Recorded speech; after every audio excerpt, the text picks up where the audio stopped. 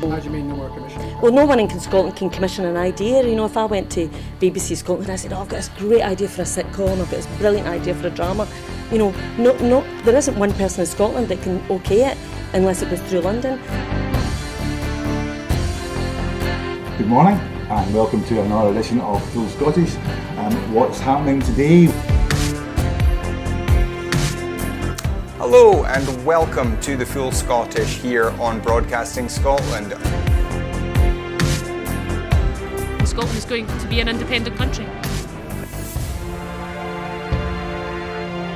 That need, that desire for independence is ever stronger than perhaps it was in 2014. So there's an obligation that we've got to give leadership to that campaign. That's what Nicola Sturgeon, as our First Minister, has been doing.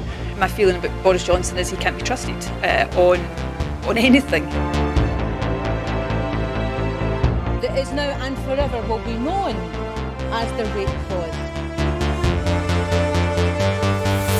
I'm old enough to remember going into Europe in '73, and I remember how much of a razor's edge that was a balanced stone. And I think we made it by 53%, if I remember correctly, for going in. And ever since that time, England particularly has been pretty much schizophrenic, down the middle about whether it felt British or whether it felt European. And that schism, that crack has remained throughout English society ever since. Scotland means business. Scotland's voice won't be stilled, it won't be silenced, it has to be heard.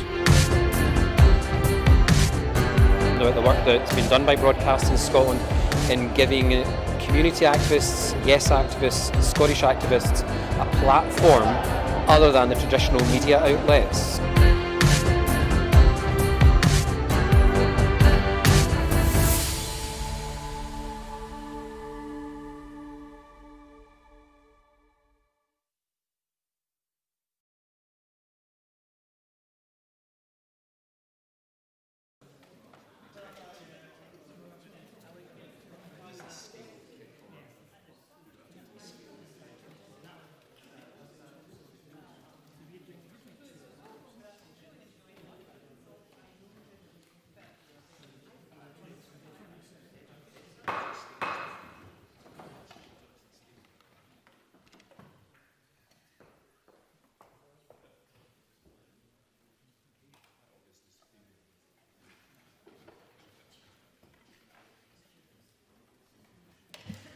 Good afternoon, colleagues.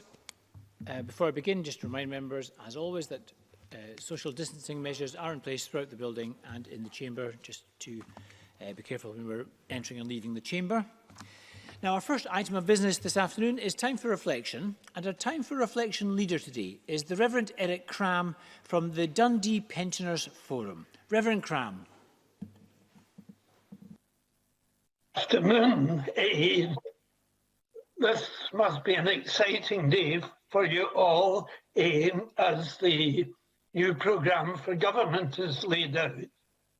As parliamentarians, you must be well aware of the tensions between power and service. And if you're not aware of these things, then you certainly ought to be.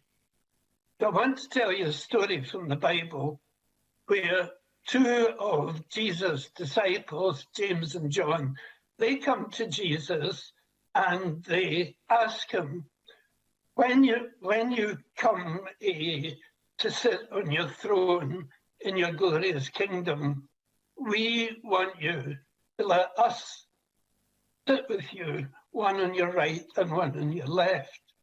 In other words, they're saying, boss, see when you get into power, will you make us your top dogs?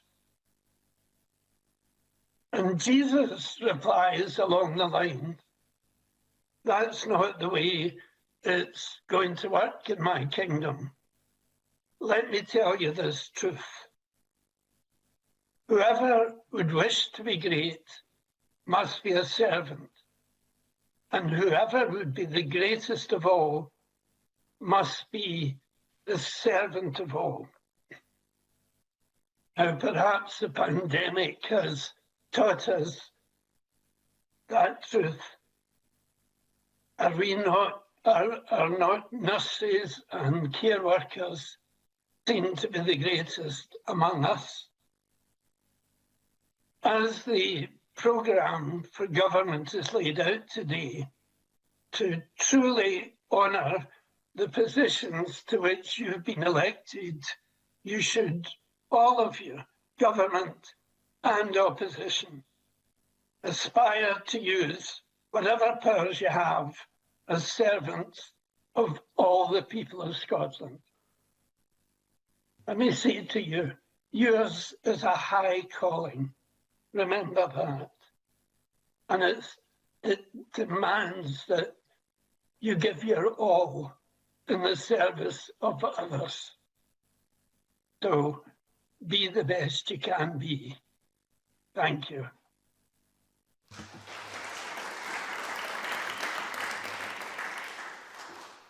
Thank you very much, Reverend Cram. Now, the next item of business today is consideration of Business Motion 22593 in the name of Graham Day on behalf of the Parliamentary Bureau setting out revisions to this week's business.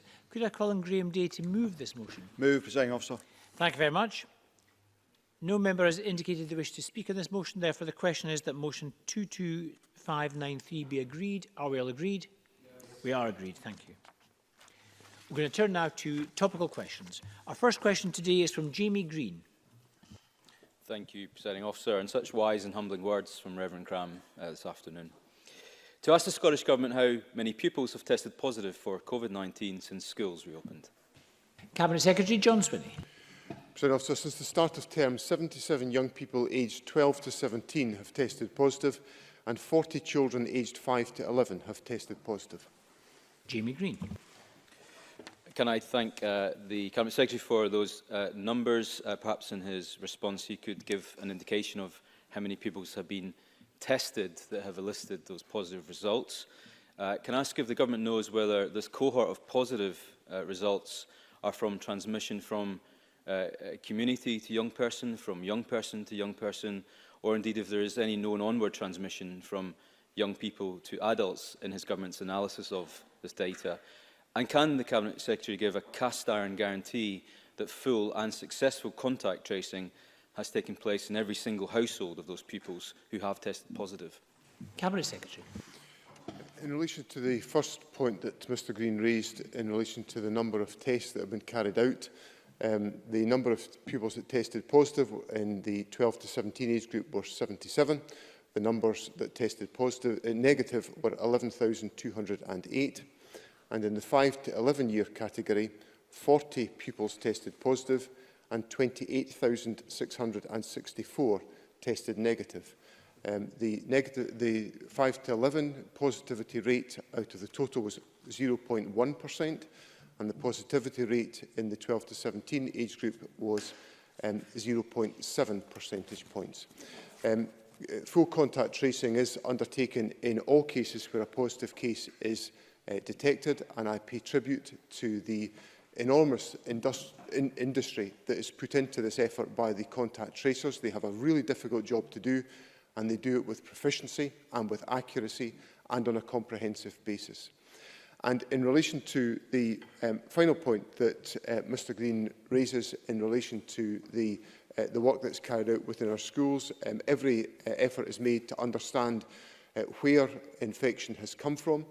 I would say that on the evidence that I have seen, most of the contraction of the virus is coming within household settings. That's not on every case, but I would say that's the predominant explanation is in household situations, and that may also be informed by international travel, which is resulting in quite a number of the cases with which we are wrestling. Jamie Greene. Can I thank the Cabinet Secretary for that helpful update, those numbers? So just to clarify, there have been over 30,000 tests of young people, of which just over 100 have tested positive. Last week, the Scottish Conservatives highlighted the issue of access to testing. Clearly, there's a rise in the number of people seeking testing, perhaps as a symptom of children going back to school. We also have called on the Government to supply every school with a number of home testing kits. A simple move which would benefit those from vulnerable households or those who are unable to easily access mobile or drive-through testing facilities. Can I ask the Cabinet Secretary if he agrees with this suggestion, and if not, why not? Cabinet Secretary. Presiding Officer, any individual who has the symptoms of coronavirus should access a test.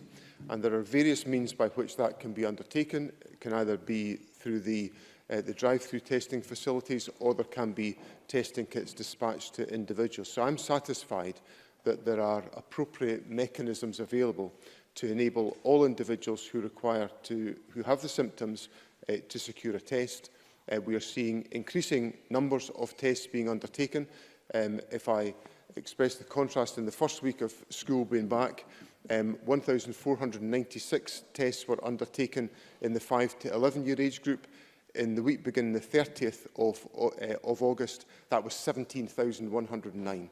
So, week ending 30th of August was 17,109. So, more than a tenfold increase in testing undertaken within that age group. So, I'm confident that we have an appropriate level of testing in place to meet the needs of individual young people.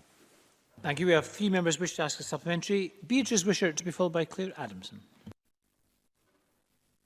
Thank you, Presiding Officer. The Cabinet Secretary said that teachers, nursery and school staff would have access to testing on demand, and this was to provide additional reassurance to those working in schools.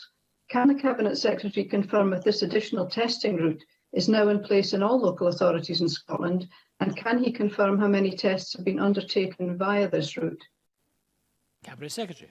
The testing route is available in all local authority areas. I don't have the data on how many staff have accessed that particular route, but if we can disaggregate the data to answer the question, I will write to Beatrice Wishart with the detail.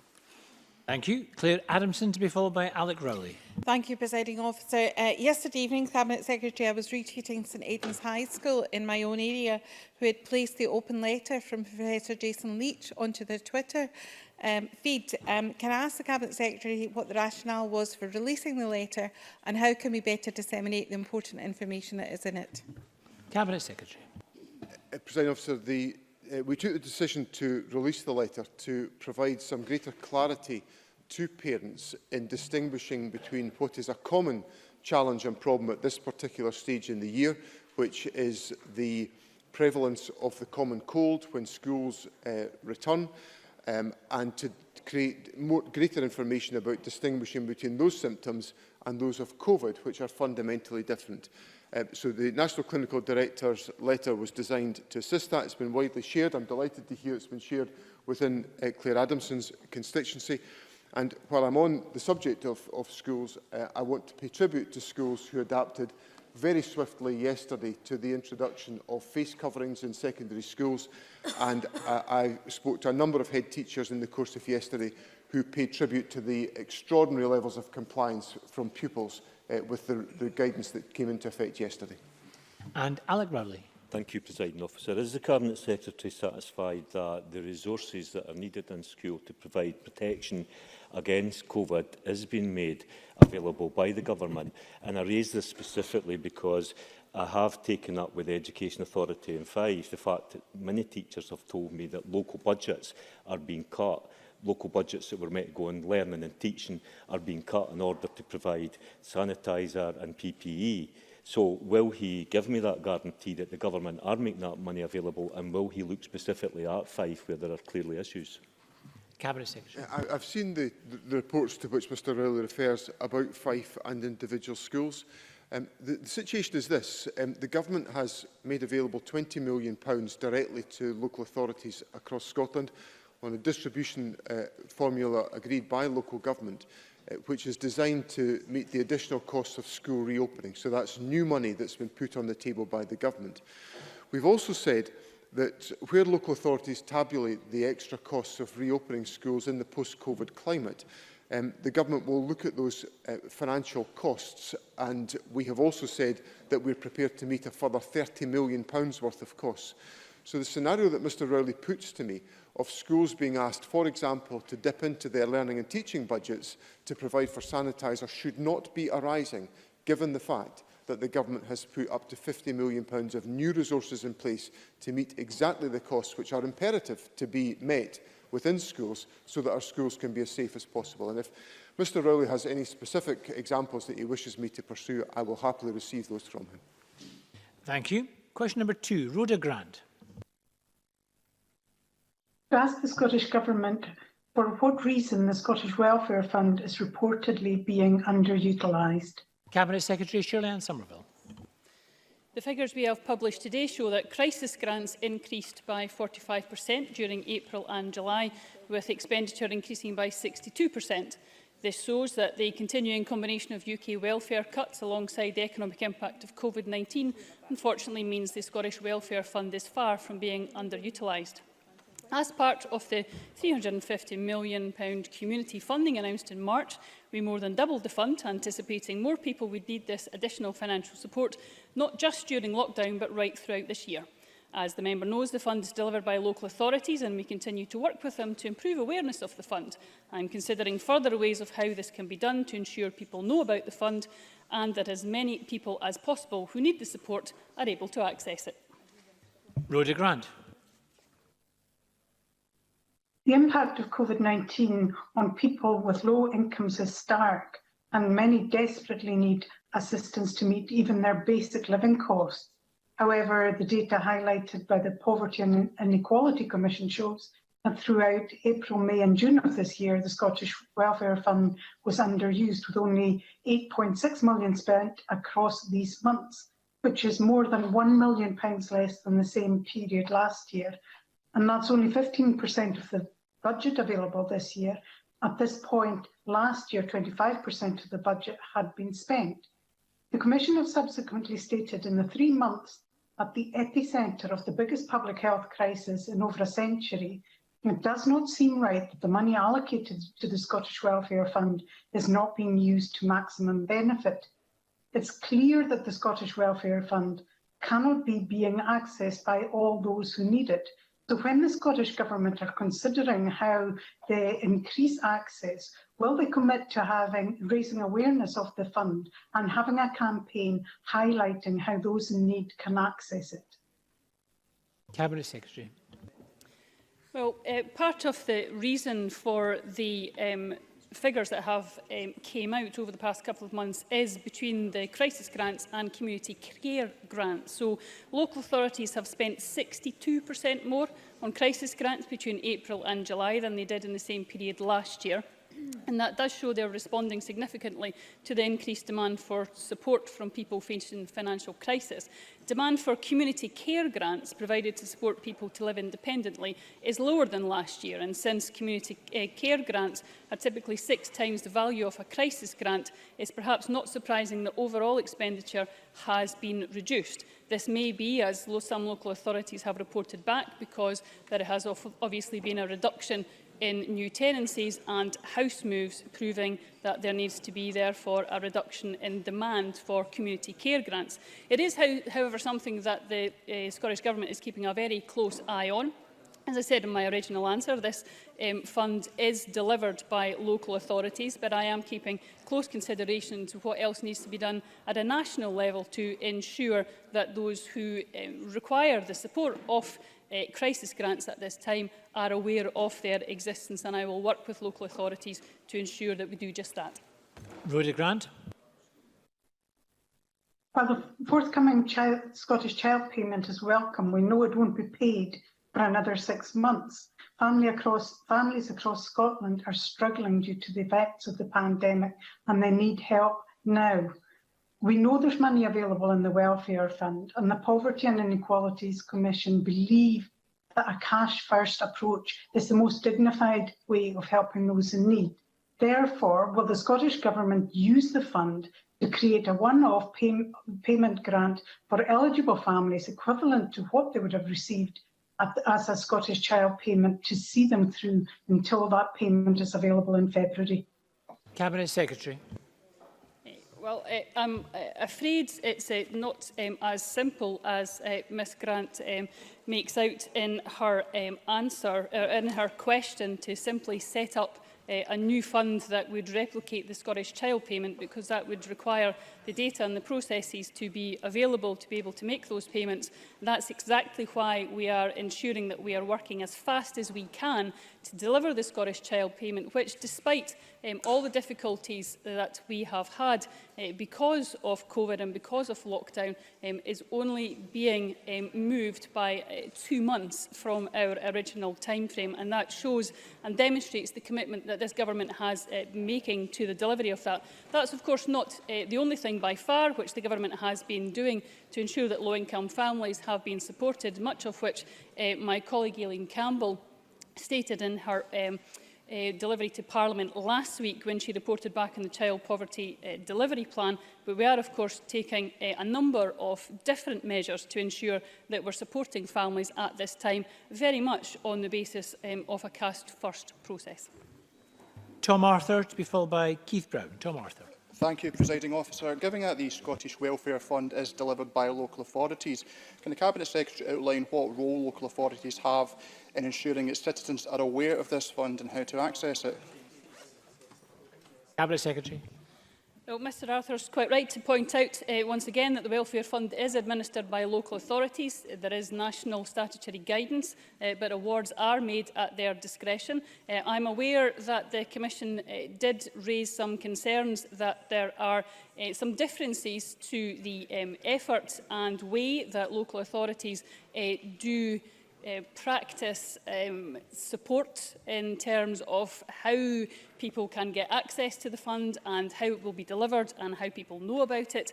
That's done obviously through local publicity and local referrals. If there's something that can be done at a national level, I'm very keen to do that, but I'm also keen to work with local authorities to make sure that they are delivering on their obligations, as I'm sure they would like to do. Keith Brown, to be followed by Rachel Hamilton. Can I very much welcome the Scottish Government's early action in March to double the Scottish Welfare Fund. But I wonder if the Cabinet Secretary agrees with me that the real issue here is that the increased demand during the pandemic is further evidence that UK welfare benefits are simply not sufficient for people to make ends meet. Cabinet Secretary. Well, Mr Brown makes a very important point. The crisis grants are there for assistance in a times of crisis. Wouldn't it be lovely if we lived at a point where people weren't forced to get to that crisis point in the first place because the welfare system at a UK level, where the support for low income largely comes from, was sufficient for them to be able to deliver on their obligations to feed, clothe and house themselves and their families. That's unfortunately not the case, but we will ensure that we will continue to press the UK Government to stop people falling into crisis in the first place. And an important part of that is the continuation of the furlough scheme, which will, I fear, if ended as the UK Government decide that it will lead people into requiring the Scottish Welfare Fund and further crisis grants, and that simply can't be the best way to deal with people at difficult times in their lives during the pandemic. Rachel Hamilton.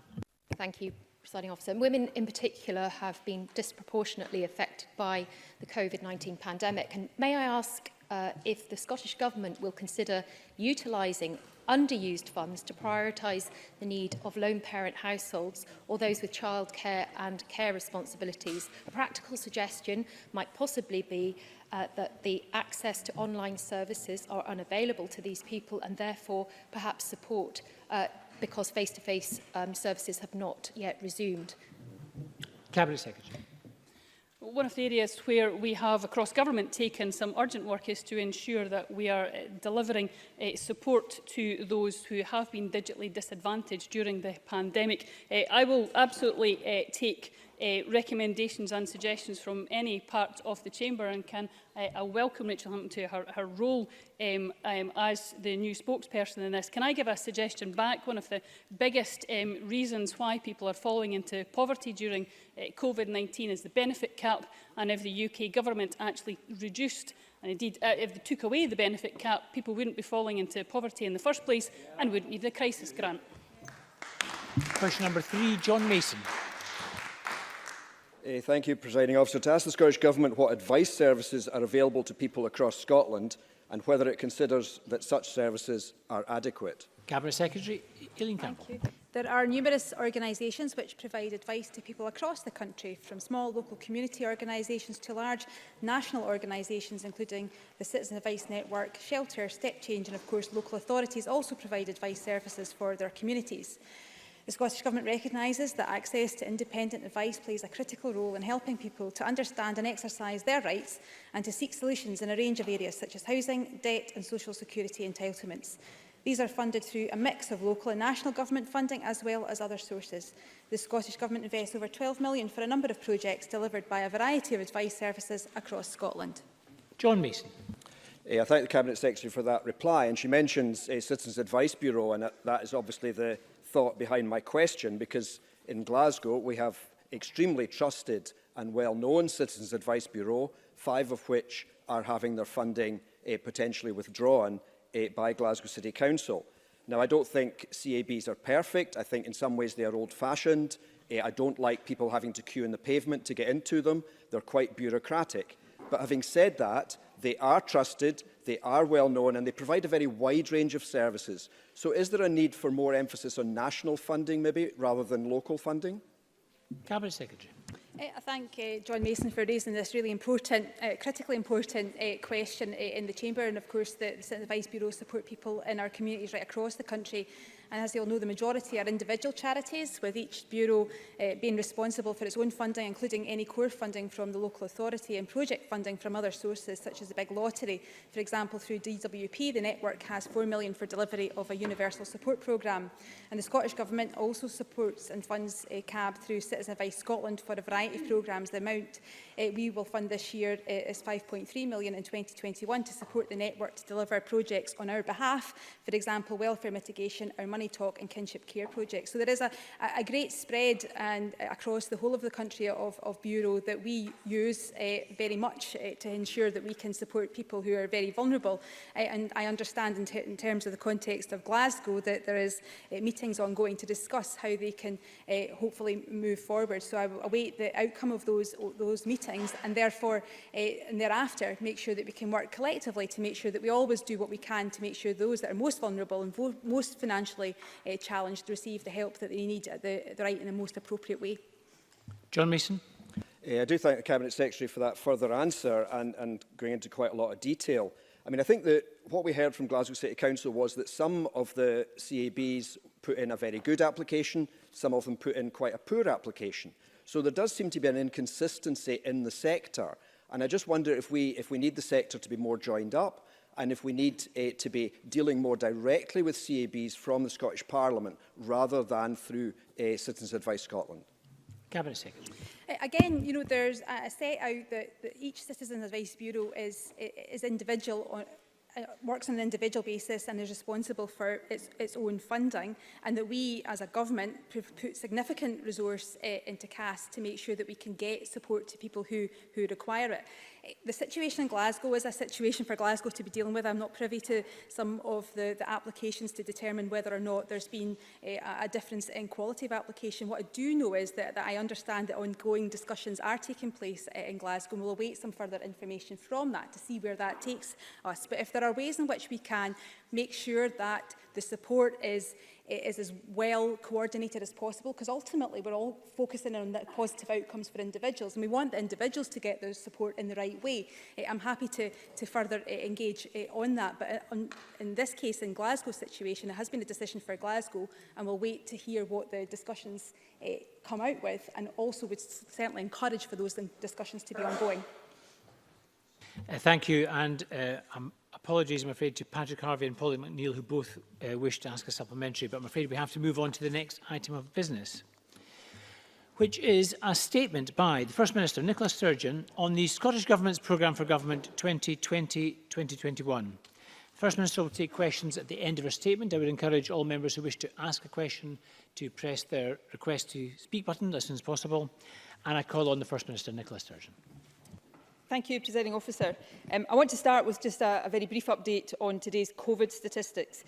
An additional 154 positive cases were confirmed yesterday. That represents 1.2% of people newly tested, and it takes our total number of cases to 20,632. The full Health Board breakdown is available now on the Scottish Government website, but I want to draw attention to the fact that 66 of today's cases are in Greater Glasgow and Clyde, and the situation there is causing us some concern. Further analysis is underway, and I'll be chairing a meeting of the Resilience Committee late this afternoon to consider what action may be necessary to prevent further spread, and I will provide a further update after that. I can also confirm that a total of 264 patients are in hospital with COVID, which is 6 more than yesterday. 6 people are in intensive care, which is 1 more than yesterday. In the past 24 hours, though, no deaths were registered of patients who had tested positive, and the number of deaths under that measurement remains 2,494. Presiding Officer, these statistics remind us that the times that we are living through are far from normal. The pandemic continues to have a profound impact on our health and well-being, on business and the economy, indeed on our whole way of life. That is true here in Scotland and across the globe. It follows then that this is not a normal business as usual programme for government. Today's programme is clear that suppressing COVID is our most immediate priority, and it will remain so for some time.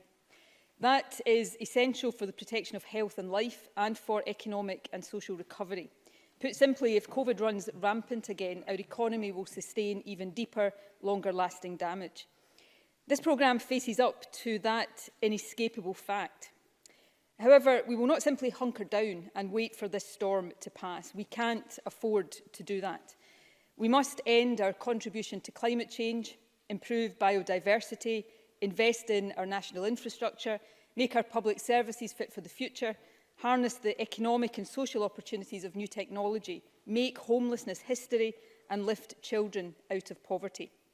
So even amidst the uncertainties of a global pandemic, this is a time to be ambitious, to use the disruption of COVID to rethink how we do things, to make sure our immediate response to the virus works not just in the short term, but that it also helps shape a stronger, greener, fairer future. We must treat the COVID challenge not as a brake on our ambitions, but an accelerant. After all, if our response to the virus has taught us anything, it is that we achieve progress more quickly than we thought possible when we set our minds to it. The rollout of a digital consulting system in the NHS had proceeded at a snail's pace for years. It was completed in less than a month after COVID struck. A new hospital was created in a matter of weeks. Armies of volunteers and public sector workers made sure the vulnerable had access to food and medicines. Rough sleepers were given places to stay, and unprecedented support for business was distributed quickly and effectively. None of us would have chosen to live through a global pandemic. We will always grieve the lives lost and never forget our separation from loved ones. But we are also being reminded every day of the resilience of our human spirit, the power of human compassion and the ingenuity of human intellect. We must harness all of that for the future.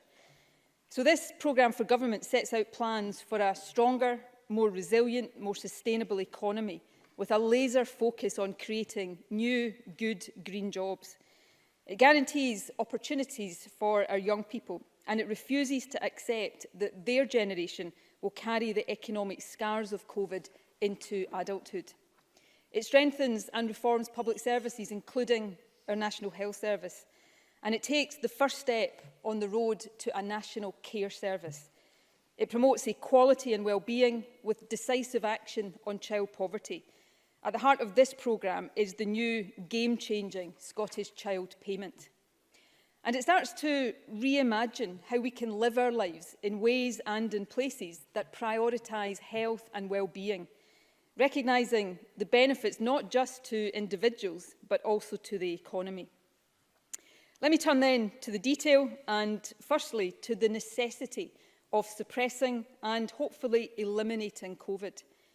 While nothing can be ruled out, we want to do everything possible to keep COVID under control without another national lockdown. That means building and supporting public health infrastructure that can break the chains of transmission and keep outbreaks contained. Working with the UK, we have already expanded testing capacity and we will continue to do so. We will also make access to testing more accessible.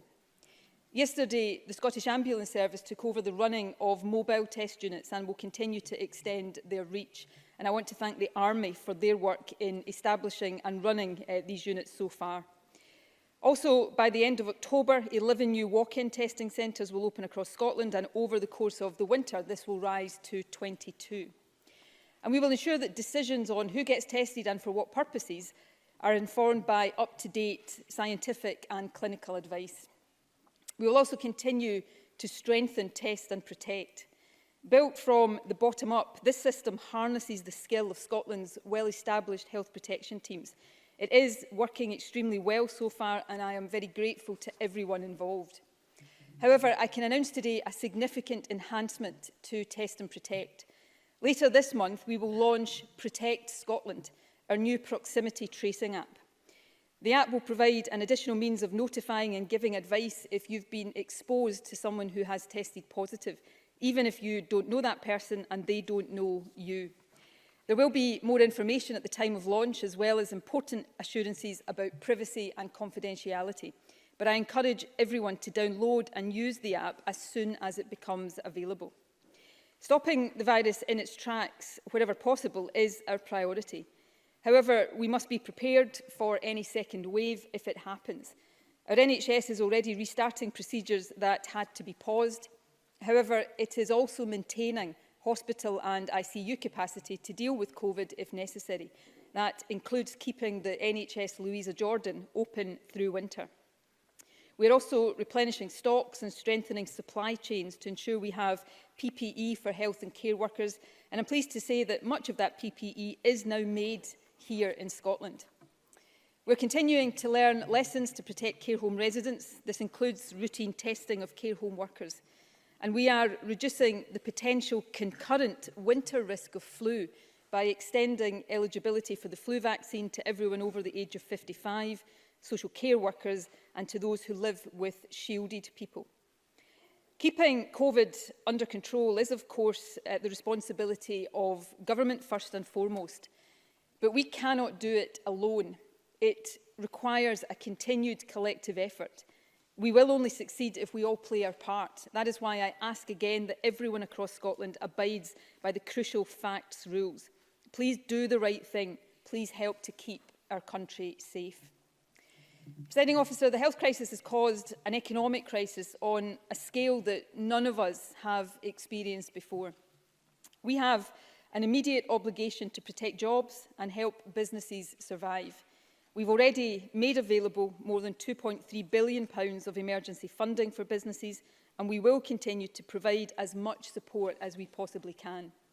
We also welcome the scale of the UK Government's economic interventions. However, the looming withdrawal of the furlough scheme risks a tsunami of redundancies. I am therefore calling again today on the UK to follow the lead of countries like France and Germany and extend the job retention scheme for a further 12 months, especially for those sectors hardest hit by COVID and with the longest road to recovery. Withdrawing this support while otherwise viable businesses are still unable to operate normally and in full and certain knowledge of the impact it will have would be unconscionable. Presiding Officer, it must not be allowed to happen. We will take all possible action to support the economy in the short term. But this programme also lays foundations for the future.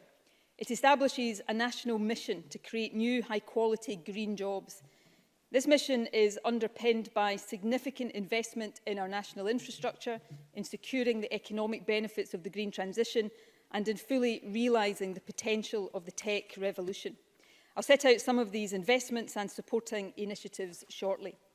But delivering on this mission and responding to the immediate employment challenges of COVID requires a massive focus on upskilling and reskilling the workforce. I can confirm that central to this, and indeed central to this programme, is a youth guarantee. A new partnership with Scotland's employers backed by £60 million of government investment to guarantee everyone aged 16 to 24 a job, a place in education or a place in training. The Economy Secretary will publish the implementation plan for the Youth Guarantee tomorrow. But be in no doubt now, This guarantee signals our absolute determination that youth unemployment will not be a legacy of this pandemic. We are also earmarking £10 million to help employers recruit and retain apprentices. This will include incentives to take on apprentices who have been made redundant. And I can announce that this autumn we will launch the National Transition Training Fund. Backed by initial funding of £25 million, it will help up to 10,000 people of all ages retrain for jobs in growth sectors. We will also double to £20 million our Flexible Workforce Development Fund, which helps employers address skills gaps. And we will establish a Green's Jobs Fund, initially worth £100 million, which I'll say more about shortly. Supporting workers to upskill and retrain is essential. But COVID has brought about fundamental shifts in how people work. Greater flexibility over working patterns is important for health and well-being, and many businesses see benefits to that as well. At present, our advice, of course, is to work from home wherever possible. However, we expect that when more people do return to offices, some will want to go on working from home, at least for parts of the week. We will therefore set up a new Centre for Workplace Transformation to look at how and where work takes place and what support employees and businesses need to make this work. The programme for government includes a range of measures to protect key sectors badly affected by the pandemic, for example, tourism, creative industries and our cultural sector, all sectors crucial to this country's future. But investment in infrastructure is at the core of this programme. We will increase our investment in infrastructure year on year so that by the end of the next Parliament it will be £1.5 billion higher than last year. This month we will publish our new National Infrastructure Investment Plan, informed by the Infrastructure Commission, setting out the framework for £32 billion of infrastructure investment over the next 5 years. Part of that investment will be in digital infrastructure. The last 6 months have shown that access to the online world is a modern necessity, every bit as essential as access to electricity. It is through technology that many of us have continued to work, learn, access life's essentials and stay in touch with loved ones.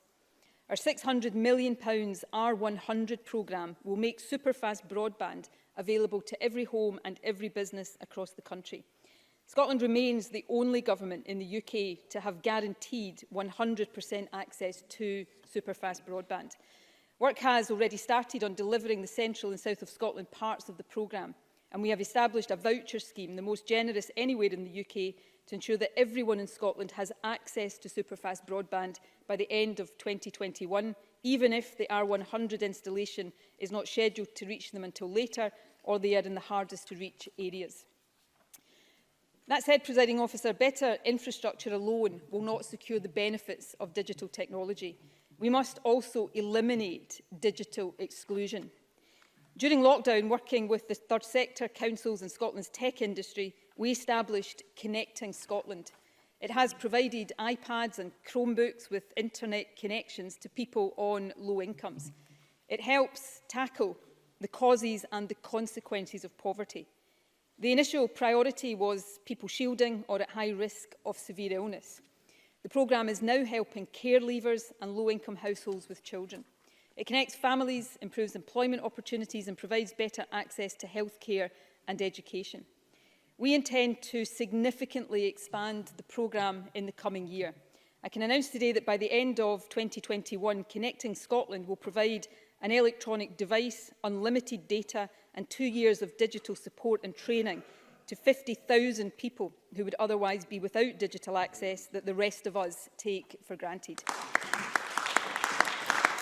This is a massive step and it will help us end the digital divide once and for all. We have, of course, previously expressed our ambition for Scotland not simply to be users of digital technologies, but to lead the way in the design and the development of that new technology. In recent years, we have enhanced our international reputation as a centre for technology and data. However, last week's review by Mark Logan, Skyscanner's former Chief Operating Officer, highlighted areas for urgent improvement. His recommendations, if implemented, will be truly transformational. This government accepts that challenge. I can confirm that we intend to implement those recommendations in full. We will establish a network of tech incubators to mentor and train tech startups. We will create an ecosystem fund to help those startups succeed.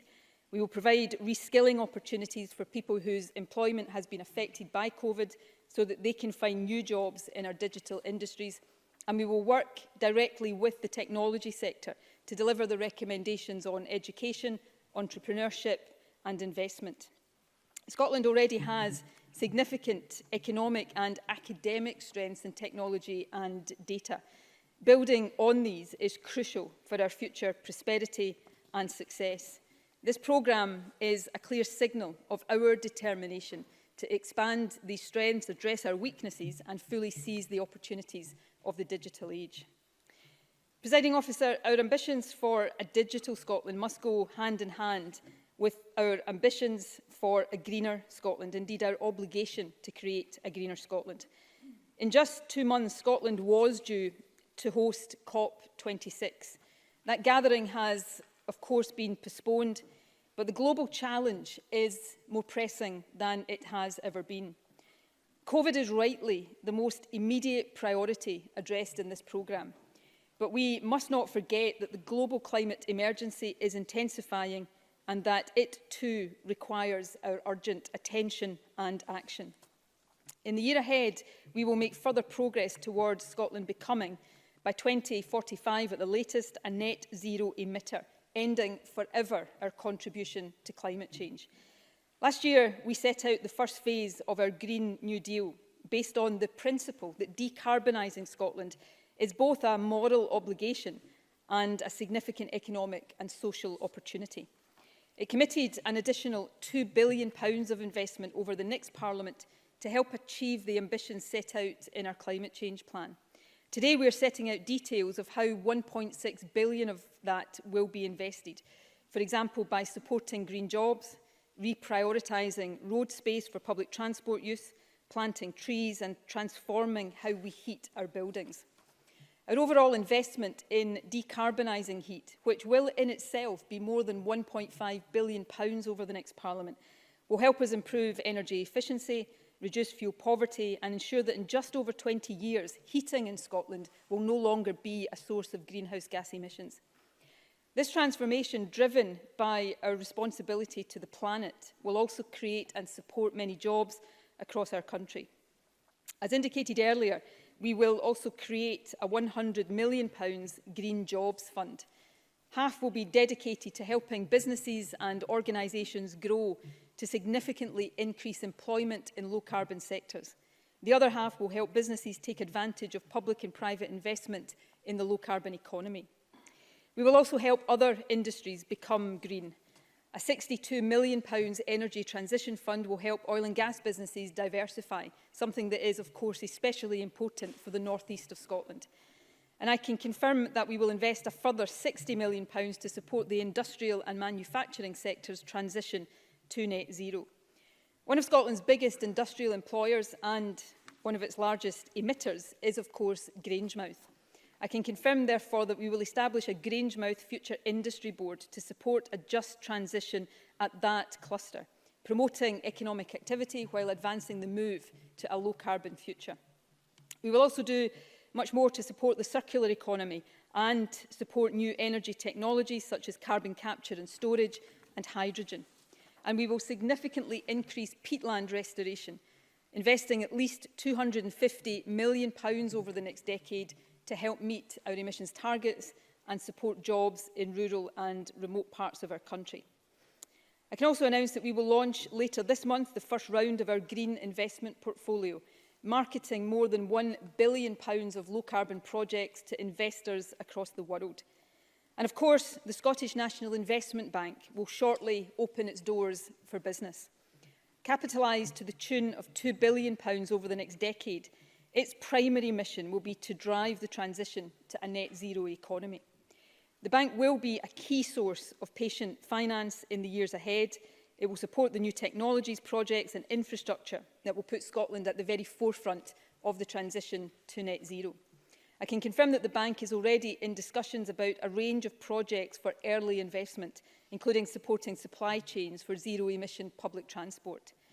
The Scottish National Investment Bank, which in my view is the most important economic development of this Parliament, will be key to creating the low-carbon, high-technology and highly skilled economy we want and are determined to build in Scotland. Presiding Officer, this Government will continue to do all we possibly can to help individuals and businesses adapt, survive and succeed. COVID has, of course, presented us with significant challenges, but these challenges are being compounded completely unnecessarily by Brexit. The UK Government's decision not to seek an extension to the transition period, despite the economic crisis caused by COVID, will cause avoidable harm to many Scottish businesses. It is an act of self-sabotage that we simply do not understand, but must nevertheless respond to. At the same time, we also face restrictions on our ability to protect key sectors as a result of the UK's plans to create a so-called internal market that undermines this Parliament and risks lowering standards. Nevertheless, Presiding Officer, Brexit demands that we work in partnership with business, the third and public sectors to make sure that Scotland remains an attractive location for inward investment. I can therefore announce today that we will publish before the end of this year, as an accompaniment to our export strategy, a new inward investment plan, with the express aim of creating 100,000 high-quality jobs over the next decade. Presiding Officer, Brexit and the way in which Brexit is being implemented immeasurably strengthens the case for Scotland becoming an independent country, with the ability to shape our own destiny and contribute positively to Europe and the world. If this was a programme for government in an independent Scotland, it wouldn't have to contemplate the damage of Brexit at all. Instead, it could set out even more far-reaching plans. Plans for an immediate extension of the job retention scheme, not a plea for another government to do so. The greater use of borrowing powers to further stimulate our economy. Transformation of our national grid to support faster development of renewables. A migration system that welcomes talent at all levels and supports people to make Scotland their home. A universal basic income and a social security system geared wholly, not just partially, to lifting households out of poverty.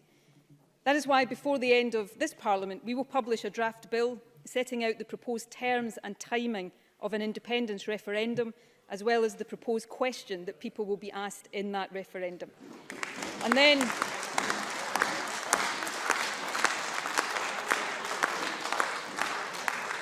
then at next year's election, we will make the case for Scotland to become an independent country, and we will seek a clear endorsement of Scotland's right to choose our own future.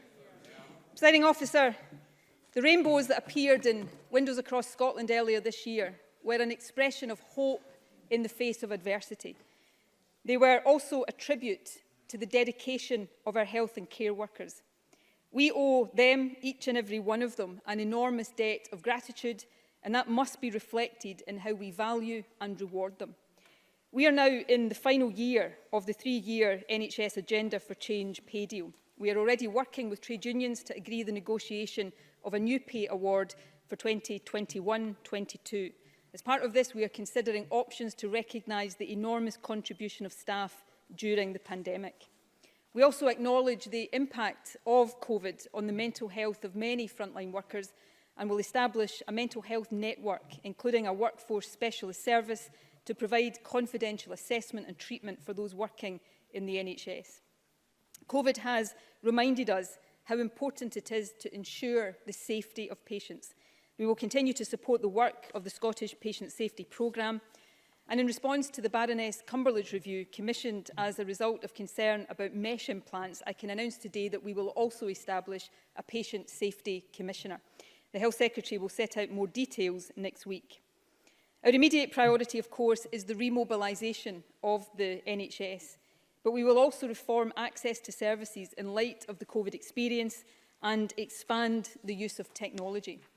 Work to restart services paused because of COVID and to tackle the backlog of procedures is already underway. We're also expanding elective capacity through the National Elective Centre programme. The first of our new centres for elective surgery will open next month at the Golden Jubilee Hospital. Construction will start shortly on the Highland Centre, and next year it will start on new centres in Grampian and Livingston and on the second phase of the Golden Jubilee. A new National Cancer Recovery Plan will be published in the autumn to drive forward recovery and improvement of these vital services, and will prioritise prompt detection of cancers through early diagnostic centres. Crucially, in the months ahead, we will build on the rapid expansion of digital access to care that was achieved in response to COVID. Early on in the pandemic, we quickly upscaled the use of the Near Me video consultation service. In the week before that started, just over 300 video consultations took place across our NHS. In the last week of June, that number was 17,000. Patient satisfaction with the service was also high. That shows us how quickly progress can be made. So while we recognise that video consultations will not be appropriate for every patient or every situation, I can confirm that we intend to move to the position where Near Me is the default option for patient consultations. We also intend to develop the use of Near Me in social care. Accident and emergency services were also transformed during COVID, and we will learn from that experience too. A new 24/7 service operated by NHS 24 will help patients not in need of immediate emergency care to access clinical assessments by phone or online before attending an A&E department. We will also support the Pharmacy First initiative, which allows common ailments to be treated by community pharmacists. This is part of a wider set of reforms to community health services. Our aim is to ensure that multidisciplinary teams in a network of community treatment and care facilities, just like the one I visited yesterday at Site Hill, provide as much care and treatment as possible in communities and close to home. COVID has undoubtedly highlighted and exacerbated health inequalities. So we will promote healthier and more active lifestyles for all. We will invest £500 million over the next 5 years to support active travel. This will help local authorities develop new walkways, reallocate road space and increase access to bikes. We will also implement low emission zones in our 4 biggest cities to improve air quality. The first of these has already been established in Glasgow, and the others will be operational by early 2022. We will also work to encourage healthier eating and take forward plans to tackle obesity and support healthy weight. And we will continue to tackle the harms caused by alcohol and tobacco. We will also deliver on the key recommendations of the Drug Deaths Task Force, for example by tackling the stigma that too often prevents people seeking treatment and funding vital research into drugs deaths in Scotland. Presiding Officer, a central commitment in last year's programme for government was a major reform and expansion of mental health services. This year's programme continues that journey. Again, we will build on the approaches adopted during the pandemic. During lockdown, the reach of the Distress Brief Intervention programme was expanded. This provides support for people in distress who contact emergency services but who do not need emergency clinical help. Evaluations have shown that this approach saves lives. I can confirm, therefore, that we will expand the Distress Brief Interventions programme across every part of Scotland. We will also work with health boards to retain the mental health assessment centres established during the pandemic. And we will deliver the major expansion of mental health support for children and young people announced in last year's programme for government.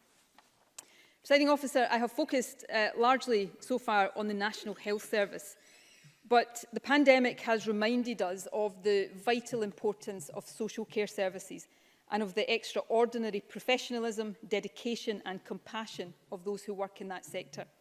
However, it has also underlined the need for improvement and reform. I can therefore announce today the immediate establishment of a comprehensive independent review of adult social care. The review will seek the views of those with direct experience of adult social care and make recommendations for immediate improvements. However, more fundamentally, it will examine and set out options for the creation of a national care service. The Health Secretary will set out more detail in her statement later today.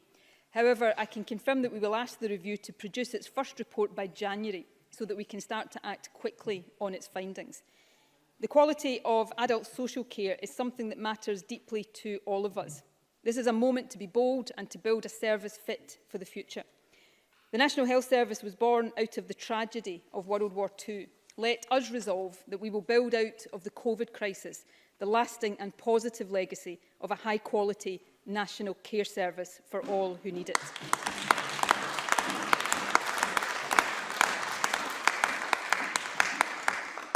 The last few months have reminded us once again that quality public services and a strong economy must go together. We will continue to invest in the Scottish Fire and Rescue Service and in Police Scotland. I am extremely grateful to both of these emergency services for the work they have done to help the country through the COVID crisis. In terms of the wider justice system, we will work with courts, the legal profession and victims' organisations to tackle the backlog of cases that COVID has caused. We will continue to promote and expand the use of community interventions as a more effective alternative to short-term prison sentences. And we will progress plans to modernise the prison estate, prioritising replacements for HMP Berlini and HMP Inverness. And by the end of 2022, we will have delivered a new national women's prison and 2 community custody units for women in Glasgow and Dundee, ensuring that the needs of women in our criminal justice system are better addressed. We will also introduce in this session of Parliament a new domestic abuse bill. This will legislate for emergency protection orders to better safeguard those at immediate risk of domestic abuse. That bill is one of 4 that we will introduce before the end of this term. The others are the Budget Bill, a bill relating to medical and dentistry education at St Andrews University, and a truly landmark bill to incorporate the UN Convention on the Rights of the Child into Scots law, which I will say more about later. There are 7 additional bills already before Parliament which will continue their progress in the weeks ahead.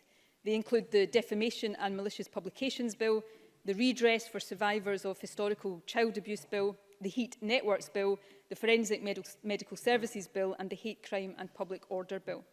On the last of these, I know concerns have been raised and I want to give an assurance today that we will listen carefully. Freedom of speech and expression is fundamental in any democracy. Let me turn now, Presiding Officer, to housing. We will continue to make ending homelessness a national priority and provide more support for new housing. We will update the Ending Homelessness Together action plan, learning from the approaches taken during the pandemic, and we will significantly scale up Housing First. We will also take action to reduce the risk of people becoming homeless because of COVID-related financial pressures. During the pandemic, we legislated to stop people being evicted. We will extend the protection against eviction for rent arrears until March of next year. However, I can announce today that we will also establish a £10 million tenant hardship loan fund to support people struggling to pay their rent because of this pandemic. We will also continue to invest in new social and affordable housing. Investment in housing is also an investment in our economy, in jobs and in our communities. Before lockdown, we were on track to deliver 50,000 new affordable homes by the end of the Parliament, 35,000 of them for social rent. We're working with the construction sector to catch up and hit that target as soon as possible. That has been a £3 billion investment and we intend to expand on it. We've already committed a further £300 million of housing investment in the next financial year that will secure much needed homes and also support around 10,000 jobs. Later this year, we'll publish a new 20-year vision for good quality, zero carbon housing with access to community services, transport links and green space. For social housing, we will set new standards on carbon emissions, digital infrastructure and access to outdoor space and room for home working. This vision will be based on extensive consultation and the Social Renewal Advisory Board, whose recommendations have been influential in several areas of this programme, will help ensure it reflects our experiences of the pandemic. It will also be backed by substantial new funding for the remainder of the next Parliament, which will be confirmed in the Capital Spending Review later in the year. The last few months, as we have been able to travel less, have reminded us just how important our local communities are. The concept of what is called the 20-minute neighbourhood has attracted growing global interest in recent years. The basic idea is that people in any part of a town or city should be able to find shops, green space, public services, leisure facilities and ideally work within 20 minutes walk of a good, affordable home. We intend to work with local authorities and others to turn that vision into reality through our policies on transport, regeneration, housing and the environment. And to support it, we will invest £275 million in community-led regeneration and town centre revitalisation. The pandemic reinforced what we already know. The quality of homes and communities impact directly on our health, happiness and well-being, and those impacts are unequal. The plans in this programme for government to invest in quality housing and better neighbourhoods aim to transform that for the better. Presiding Officer, like our support for housing, the social safety net is also an investment in our collective well-being. During COVID, we expanded the Scottish Welfare Fund, increased payments for carers and provided additional support for emergency food supplies. Social Security Scotland now delivers 8 benefits to people across the country. 4 of these are new and don't exist elsewhere in the UK, and the other 4 are more generous than the UK benefits they replaced. In November, our new social security system will reach its most significant milestone when it starts taking applications for the new Scottish Child Payment. The first payments will be in the pockets of eligible families in February next year. Despite the 6-month disruption of COVID, that is just 2 months later than initially planned. The Scottish Child Payment will give eligible families £10 a week for each child, initially for those under the age of 6 and then, when fully implemented, up to age 16. Together with support available through the Best Start grant, the Scottish Child Payment will be truly game-changing in our fight against child poverty. During the winter, we'll also start making payments through the Child Winter Heating Assistance Programme, providing £200 per child for families of severely disabled children. Social security is part of the social contract between government and citizen. It is an expression of our solidarity as a society. It's more important than ever to support, strengthen and invest in it, and this government will do exactly that. The child payment, like the baby box, symbolises our determination to ensure that every child has the best start in life. This generation of children and young people have experienced a year unlike anything we could have anticipated. We have a duty to ensure that the impact of the past few months doesn't disadvantage them in years to come. One of the most important pledges of this Parliament was our commitment to ensure 1,140 hours of free childcare a year for all 3- and 4-year-olds and eligible 2-year-olds. This commitment was on course to be delivered from August. Inevitably, COVID has delayed it, but we remain committed to delivering it in full. A firm date for completion will be agreed between the Scottish Government and local authorities before the end of this year. In schools, closing the attainment gap remains our defining aim, but we mustn't underestimate the impact that closure of schools will have had on it. We have already confirmed pupil equity funding of £130 million for the next financial year, and we've allocated an additional £80 million this year for the recruitment of additional teachers and support staff to help young people catch up in their education. We've already established a review of the awarding of SQA qualifications and will ensure a broader consideration of our approach to assessments and qualifications in future. I can also confirm that we will fund additional university places to ensure no young person loses out on higher education as a result of the issues with this year's qualifications. And having met our interim target, we will continue to work toward the objective of closing the gap in access to university. We aim that by 2030, at least 20% of university entrants will be from our 20% most deprived communities. In the more immediate term, we will work with universities and colleges to help them deal with the substantial impact of COVID.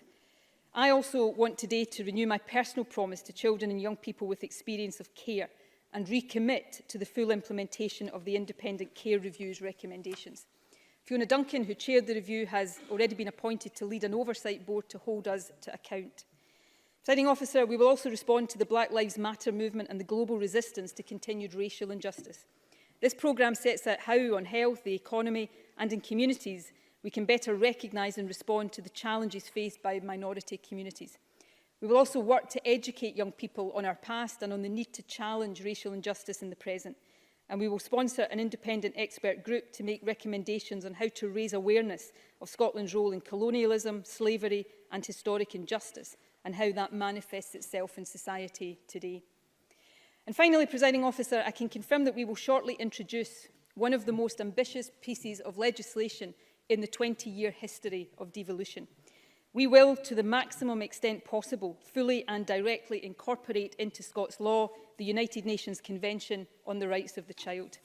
This will mean public authorities, including government, will be required by law to act in ways compatible with the Convention's requirements to recognise, respect and be accountable for the rights of children in what we do. The implications of this bill will be profound, far-reaching and long-lasting, and it is a commitment that exemplifies the importance this government attaches to the rights, opportunities and future of all of our young people. Presiding Officer, that view to the future is the note I want to end on. But first let me reflect in the past. It is less than 3 weeks since we commemorated the 75th anniversary of VJ Day and the end of World War II. One of the many impressive things about that World War II generation is the way in which Even in desperate times, they resolved to build a better world. They created institutions from our National Health Service to the United Nations, which have stood the test of time and serve us to this day. The crisis we face today is different and in many ways less extreme, but it is without doubt the biggest challenge our generation has faced. It would be easy to focus on nothing but COVID, and of course the effort to suppress it will occupy us for some time yet. But we should also seize this moment to imagine and start to build a better future. That is why this programme, as well as tackling COVID, renews our commitment to end once and for all Scotland's contribution to climate change. It acknowledges the social solidarity of recent months and aspires to a more equal country. It invests in the skills and technologies people will need for the future. It lays plans for homes and neighbourhoods, which we hope can be cherished for generations. It commits to the vision of a national care service to match the post-war National Health Service. And it seeks to ensure, above all, that COVID will not be the defining experience for this current generation of young people. It aims instead to improve their education, enhance their life chances and guarantee their human rights. Presiding Officer, this is a programme for government which necessarily prepares us for what may well be a very difficult winter, but it also encourages us to lift our eyes, find hope in our hearts and plan for brighter days ahead. I commend it to the Chamber.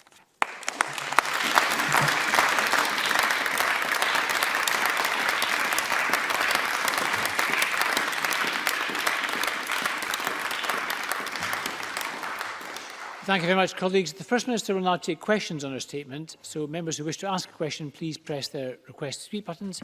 And I call on Ruth Davidson. Thank you, Presiding Officer. I thank the First Minister for advance flight of her statement. She's called the action to protect, support and create jobs a national mission, and I agree. And to that end, I welcome a number of measures referenced today, including increased investment in digital infrastructure and further support for youth training. Such moves are welcome, but they remain insufficient. The First Minister will know that 99.3% of all of Scotland's businesses are small and medium enterprises. She will know that they support more than 1 million jobs and comprise more than half of all private sector employment. So it's disappointing that while her statement today ran to over 6,000 words, she missed out two: small business. They are vital to what happens next, because when global shocks happen, it is the efforts of individuals who pull countries out of the mire. In the 3 years following the 2008 crash, 88% of people that went from unemployment to employment did so through either an SME or through self-employment. So getting help for small business right is a fundamental part of getting our national response right. And Scotland's small businesses have some specific practical asks. The first is for reassurance. And while we all hope we do not have to experience another Scotland-wide lockdown, the recent experience of Aberdeen shows how disruptive to small businesses local lockdowns are. Yesterday, we proposed the creation of a hardship fund for firms hit by such restrictions. Such a specialised fund would provide reassurance to small businesses that help was guaranteed if they were told to close their doors. Yesterday, the First Minister said she would consider all good ideas. So will she commit now to considering this one and give small businesses that reassurance? First Minister. Can I thank Ruth Davidson for her comments? Can I say I absolutely understand the importance of small businesses to our economy, indeed to our society, our well-being as a country, which is why I'm so very proud to be right now the leader of the government that in a previous term of Parliament introduced the small business bonus, such as the importance of the small business community to everything we do in our country. So much of what the programme for government covers will help businesses of all shapes and sizes, including small and medium-sized enterprises, whether that is the ongoing emergency support or longer term, our commitment to digital infrastructure, our commitment to help businesses fill the skills gaps that they have, and also retraining the workforce to ensure that small businesses have access to a skilled population in the future. We will consider all suggestions. I make the point that I will always make when pleas for more funding are made for understandable reasons, that our budget in the Scottish Government is largely finite because we don't have access to the borrowing powers that the UK Government does. So if we want more money to flow through into help for businesses, then either the UK Government has to make those decisions or give us the borrowing powers to do it ourselves. But we, in relation to Aberdeen, we made money available for a hardship fund there, and we will continue to look at every way in which we can support businesses. Of course, the biggest thing we can do, the most important thing we can do to support business is to keep COVID suppressed so that we don't have further restrictions on their ability to trade. And where we have increases in the transmission of the virus, try to take early action so that we keep our economy and, of course, keep our schools open. Of course, the biggest threat facing businesses of all sizes in the immediate term is the withdrawal of the furlough scheme, and I hope people across the chamber will join with me in calling on the UK Government not to withdraw that support prematurely, so that the support we can give, building on that foundation, is not the benefit of that is not taken away by the disaster that will befall businesses if the furlough scheme is withdrawn as currently planned. Ruth Davison. First Minister asked where the money might come from, and I would point out that £6.5 billion has been transferred in Barnett consequentials from the UK Government to her government. That's not allocated. Presiding Officer, yesterday I walked down George Street in my constituency of Edinburgh Central. It's one of the major retail destinations of our country, and I was shocked at the number of businesses who've simply not opened their doors. And I know that that will be replicated or worse in the shopping streets in towns across the country. In fact, the Federation of Small Business Scotland says that over a third of firms forced to close have no idea if they'll ever be able to reopen. But they also say that there are measures that this government can take to help more of them to do so. And a simple one is to put back business rates evaluation, as small businesses can't afford to pay rates based on pre-recession value with less money coming through their door. England and Wales have already agreed to push their valuation back to April of next year. So will the First Minister follow suit? First Minister.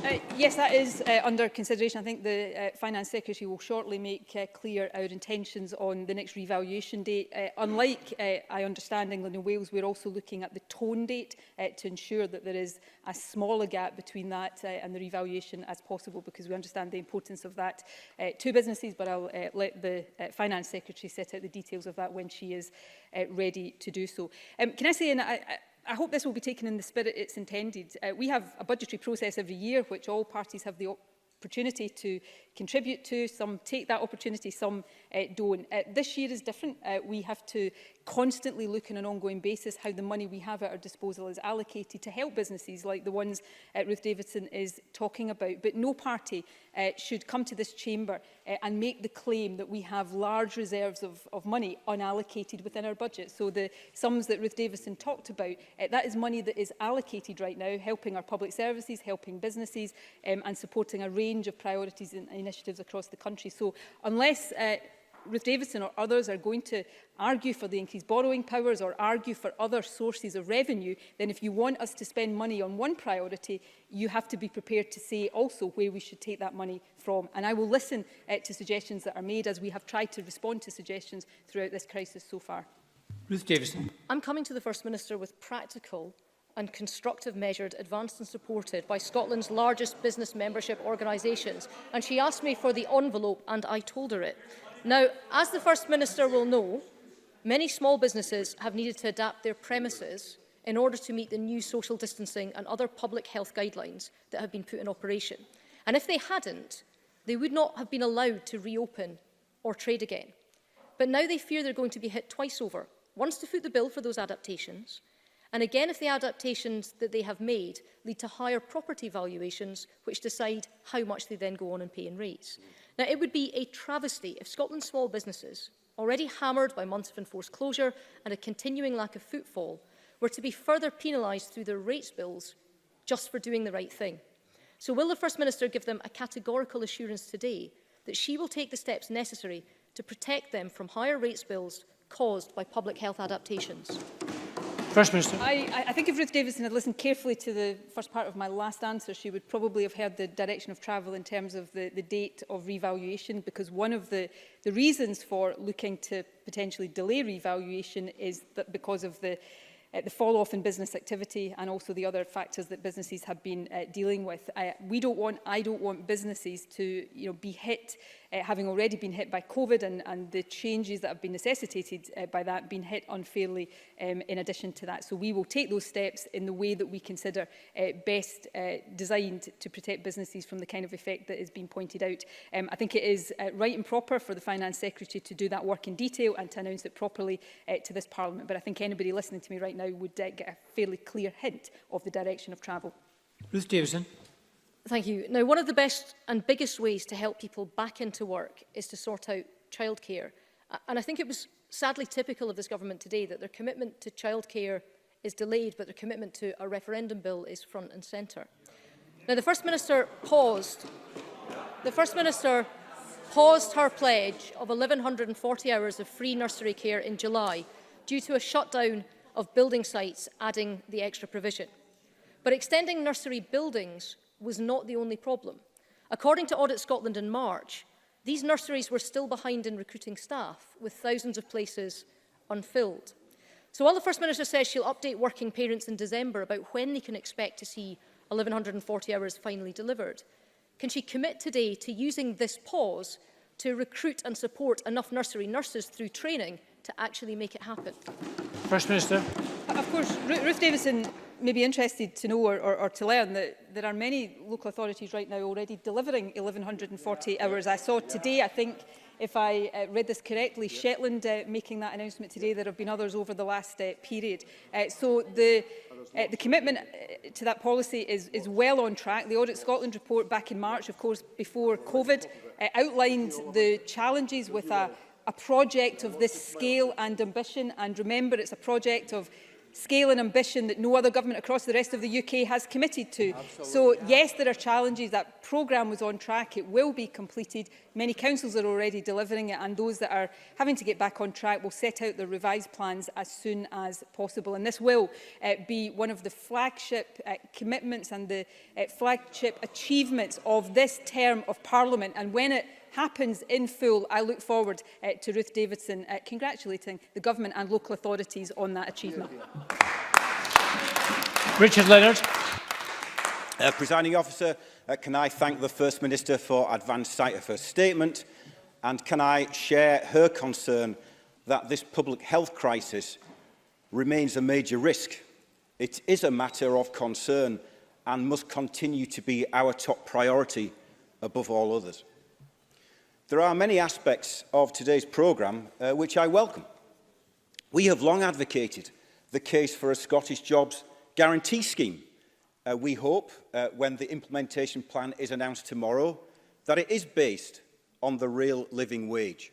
We welcome the commitment to the United Nations Convention of the Rights of the Child, and we have been calling for radical reform of our care system and the creation of a national care service for the last 10 years.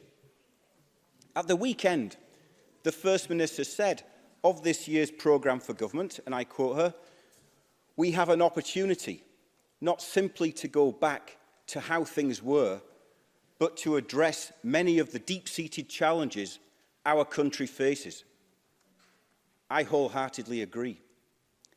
One of those deep-seated challenges is the challenge of unemployment and the crisis of jobs. The First Minister has today promised a plan for new green jobs.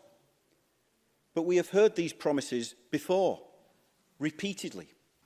Meanwhile, multi-million-pound contracts go overseas and less than a third of the jobs promised materialise. So how do we know that this time we won't simply go back to how things were, with broken promises, empty yards and offshore jobs? What is going to be different this time? First Minister. Of course, as Richard Leonard knows, we work hard, we continue to work hard, we're doing it on an ongoing basis to make sure that as many of the economic benefits of fast renewable projects, for example, are enjoyed here in Scotland. That is an uphill struggle, and part of the reason it's an uphill struggle is that so many of the levers in Contract for Difference, for example, are still reserved to Westminster. So again, if Richard Leonard wants to will the ends of something, he has to also will the means, and I look forward to having his support for these arguments in future. think there is a lot. If what Richard Leonard has been saying in recent weeks and months is sincere, as I expect it will be, I think there is an awful lot in this programme for government that he will welcome and will want to get behind so that we can collectively across the Parliament deliver on it. The implementation plan for the Youth Guarantee, which is so important in making sure that youth unemployment is not a legacy of this crisis, as I said, will be published tomorrow. Sandy Begbie, who has my gratitude for the work he's done on that, I believe has had discussions with opposition leaders to share the thinking on that. The commitment to the living wage generally on the part of this government is extremely strong, and we have taken a number of steps to advance that, and an ambition around the living wage I'm sure will be central to the Youth Guarantee implementation plan as well. We do have an opportunity out of crisis to rethink how we do things. That is not to say all of this will be easy. My responsibility is to make sure we are using all of the levers, all of the resources at our disposal. But the elephant in the room will always be that some of the levers, particularly around the economic interventions, are not in our hands. And there is always going to be a real flaw in Richard Leonard's arguments if he's still in the position of arguing that these levers and these powers and so much of these resources should be in the hands of a Conservative government at Westminster rather than in the hands of this Parliament. But I hope I will be able to change his mind on that in the future. Richard Leonard. Thank the First Minister for that answer. I mean, I just am reminded that back in 2010, the Scottish Government promised in its low-carbon economic strategy 130,000 jobs in renewables and low-carbon technologies by 2020. In the 2020 route map for renewable energy, 40,000 jobs in renewables by 2020, and the list goes on. But there is another deep-seated challenge that the country faces, and that's the crisis of rising poverty, homelessness, and the affordability of housing. Over the last 10 years, rents in the private rented sector have soared year on year. They went up by around 5% in the city of Glasgow last year alone. Back in June, SNP MSPs teamed up with the Tories to block Scottish Labour's fair rents bill promoted by Pauline McNeill from even being debated in this Parliament. There is still time. While the Tenant Hardship Fund is welcome, it is not enough. It is treating the symptoms and not the causes. The Scottish Government can still legislate now to tackle this fundamental issue of affordable rent by adopting the Fair Rents Bill as part of this programme for government. So will the First Minister make that commitment, or are you content to simply go back to how things were? First Minister. I think that characterisation is completely wrong. We have legislated to reform the private rented sector, delivering and implementing many protections for tenants that weren't there previously, and that is a very welcome step forward. I've made very clear we are open to further progress on that, whether that is around rent controls or further protections for tenants. That's why in the face of the crisis we have protected people against eviction. We're extending that, and I do think a £10 million fund to help those who are struggling to pay their rent is a really good, positive step forward that I hope Richard Leonard will welcome. But of course, we're also the government that has invested record sums in building new, social, affordable housing, and that is fundamentally the way in which we address the housing crisis. I remember one of Richard Leonard's colleagues, Ian Gray, who I'm not sure is in the chamber right now, back when he was leader, one of the previous leaders of the Scottish Labour Party, saying that the problem with Scottish Labour is they pass world-leading legislation. They just forgot to build the houses to implement it. We've got on with building the houses, and we will continue with that investment. So we've got limited legislative time between now and the election. The UN Convention Bill is a flagship piece of legislation, but we will. I had discussions not that long ago with the Greens, which has partly led to the announcement around the Tenant Hardship Fund today. So we can't always find extra time for legislation, but we are open to considering other things that we can do to try to deliver the protections that we want. And on poverty, this is the government that is introducing the child payment to lift children out of poverty, something the last Labour administration didn't do and no other government across the UK is doing. So we are putting money where our mouth is when it comes to lifting children out of poverty, and I would hope that's something that a Labour leader would welcome. Richard Leonard. Well, child poverty halved last time Labour was in power, and I'm not sure I got a yes or no to the question which I put. So I'm not quite sure whether those families living in the private rented sector will take any crumb of comfort from what the First Minister has just said in this Parliament. Over the past 6 months, no part of our society has been more tragically hit by COVID-19 than our care homes. It's clear that our care system is not fit for purpose. So I do welcome the announcement of a review of the care sector. I hope that review includes a review of its financing, because it's been under-resourced for too long. The deep-seated challenge we face, though, means additional funding alone will not fix this broken system. The First Minister has said for some time that she sympathises with my calls for a national care service, and today's announcement of a review is a welcome signal of intent. But there was a review of residential care in 2014 which led to barely any changes at all. Time is running out. This is the final term of this Parliament. So will the First Minister take the opportunity today to confirm not only that she intends to create a national care service, but when? Will she confirm that she will also act immediately to level up the terms and conditions of the extraordinary workforce she spoke of, those who deliver care? And in her statement, the First Minister draws a comparison with our National Health Service. So can she confirm that, as with our National Health Service, the profit motive will be removed from the care of our oldest and most vulnerable citizens? Because we cannot be content simply to go back to how things were in the care sector. First Minister. Before we move on to the National Care Service, just to come back to the point about tenants, and Richard Leonard asked about, I think the expression he used was crumbs of comfort. I think it's actually of more help and comfort in the immediate terms, in the face of a crisis, to have a £10 million fund than wait 6 months for legislation. So we are acting now to protect tenants, and of course we will continue to consider other suggestions for the longer term. Look, on a National Care Service, Richard Leonard, he did it on the Scottish Child Payment. He perhaps is about to do it on the National Care Service, of spending weeks calling for something, and then as soon as we commit to it, instead of welcoming that, deciding to grump and groan about it. So we will get on with the detail of this. I want to see a National Care Service. I think the vision of that is one that should inspire and excite all of us, but the difference between calling for something in opposition and delivering it in government is you have to work out the detail and get it right and implement that properly, which is why we will establish the review immediately, call on it to give an initial report by January so that we can begin to act on its recommendations. And I would hope that review would listen to and take soundings from all of the opposition parties in this chamber. But, you know, we can use this moment either to, sort of continue to disagree on the detail of this, or come together. I'm not sure all of us will be able to come together on these things, but those of us who broadly perhaps do agree, come together and try to seize this moment as a chance for genuine transformational change. And I hope Richard Leonard will be in the latter camp. Alison Johnson. Thank you. The context of this programme for government is unprecedented. In the midst of a global pandemic, the prospect of a no-deal Brexit fast approaching, and Tory moves to undermine devolution, it's no surprise that the opportunity to choose our own future is appealing to ever more people. But the work to build a new Scotland has to start now.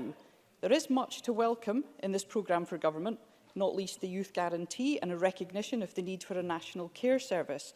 I do question, though, the urgency and scale of announced actions. I welcome the Green Jobs Fund that we've long called for, but can the First Minister tell us how many jobs this fund aims to create, how many households will be lifted out of fuel poverty as a result, and will the £100 million be spent this year?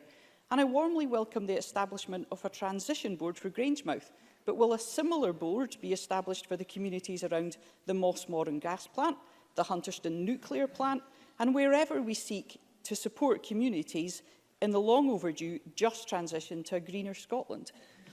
First Minister. Well, we will absolutely look at replicating the approach at Grangemouth elsewhere. We established the Just Transition Commission, of course, to guide us in making sure that as we make that move to a net zero society, we're not leaving communities like those behind, communities that have been dependent on industries for a long, long time, not repeating the mistakes that were made in these industrial transformations of the past. We'll obviously set out more details of the various funds that I've announced today in the budgetary process. I would say that, I think I did say it today, that in terms of decarbonising heat, which will help not just create jobs, but reduce fuel poverty, the commitment to funding in that over the course of the next Parliament is not £100 million, it's £1.5 billion. This is a massive investment that will help us tackle climate change, but also give the foundation for that green jobs recovery that I have been talking about. I would love to do more on all of these things. I would love right now, because governments across the world are doing this, to use borrowing powers at a time when that borrowing can be accessed to kickstart these recoveries, to earn more wealth and revenue along the way. But we have to operate within the financial constraints that we operate within, and we're maximising that as much as possible, while still arguing, and crucially arguing, for us to have the powers and access to resources that other independent countries the world over are able to take for granted. Alison Johnson. Thank the First Minister for that response. Of course, there are few more important policies than those that would guarantee a secure roof over our heads. And we welcome the fact that the Scottish Government has finally recognised that tenants urgently need support. But £10 million of loans is inadequate. The proposed loan fund represents £30 per tenant and is, of course, debt. As we recover from COVID, Scotland faces a tidal wave of evictions, and the First Minister said in her statement that we legislated to stop people being evicted. But we didn't. We legislated for a 6-month delay. It is a fact that eviction orders are being granted currently by the Tribunal as a result of notices to leave issued before emergency legislation. And those issued with notices to leave since the 7th of April will be subject to evictions proceedings in the Tribunal over winter. Now, Greens have repeatedly called for real tenant protections, including a rent freeze and a stronger ban of evictions resulting from arrears accrued because of the pandemic. Will the First Minister reconsider the case for these measures and at least prevent landlords being allowed to evict tenants because of arrears where the tenant is in receipt of loan funds? Thank you. First Minister. Look, I hope Alison Johnson's colleagues will tell her that I have signalled an open-mindedness to discuss all of these things. We won't go into the detail of our discussions, obviously, but there are some practical issues around some of what Alison Johnson has raised there, and we will try our best to work through those. But, for example, in terms of applying legislation retrospectively against evictions to the pre-COVID period is a legal difficulty to do. What we have done is ensure, because of the notice period, and when you add that to the time tribunals take to consider cases, effective ban on evictions during this COVID period right throughout this winter.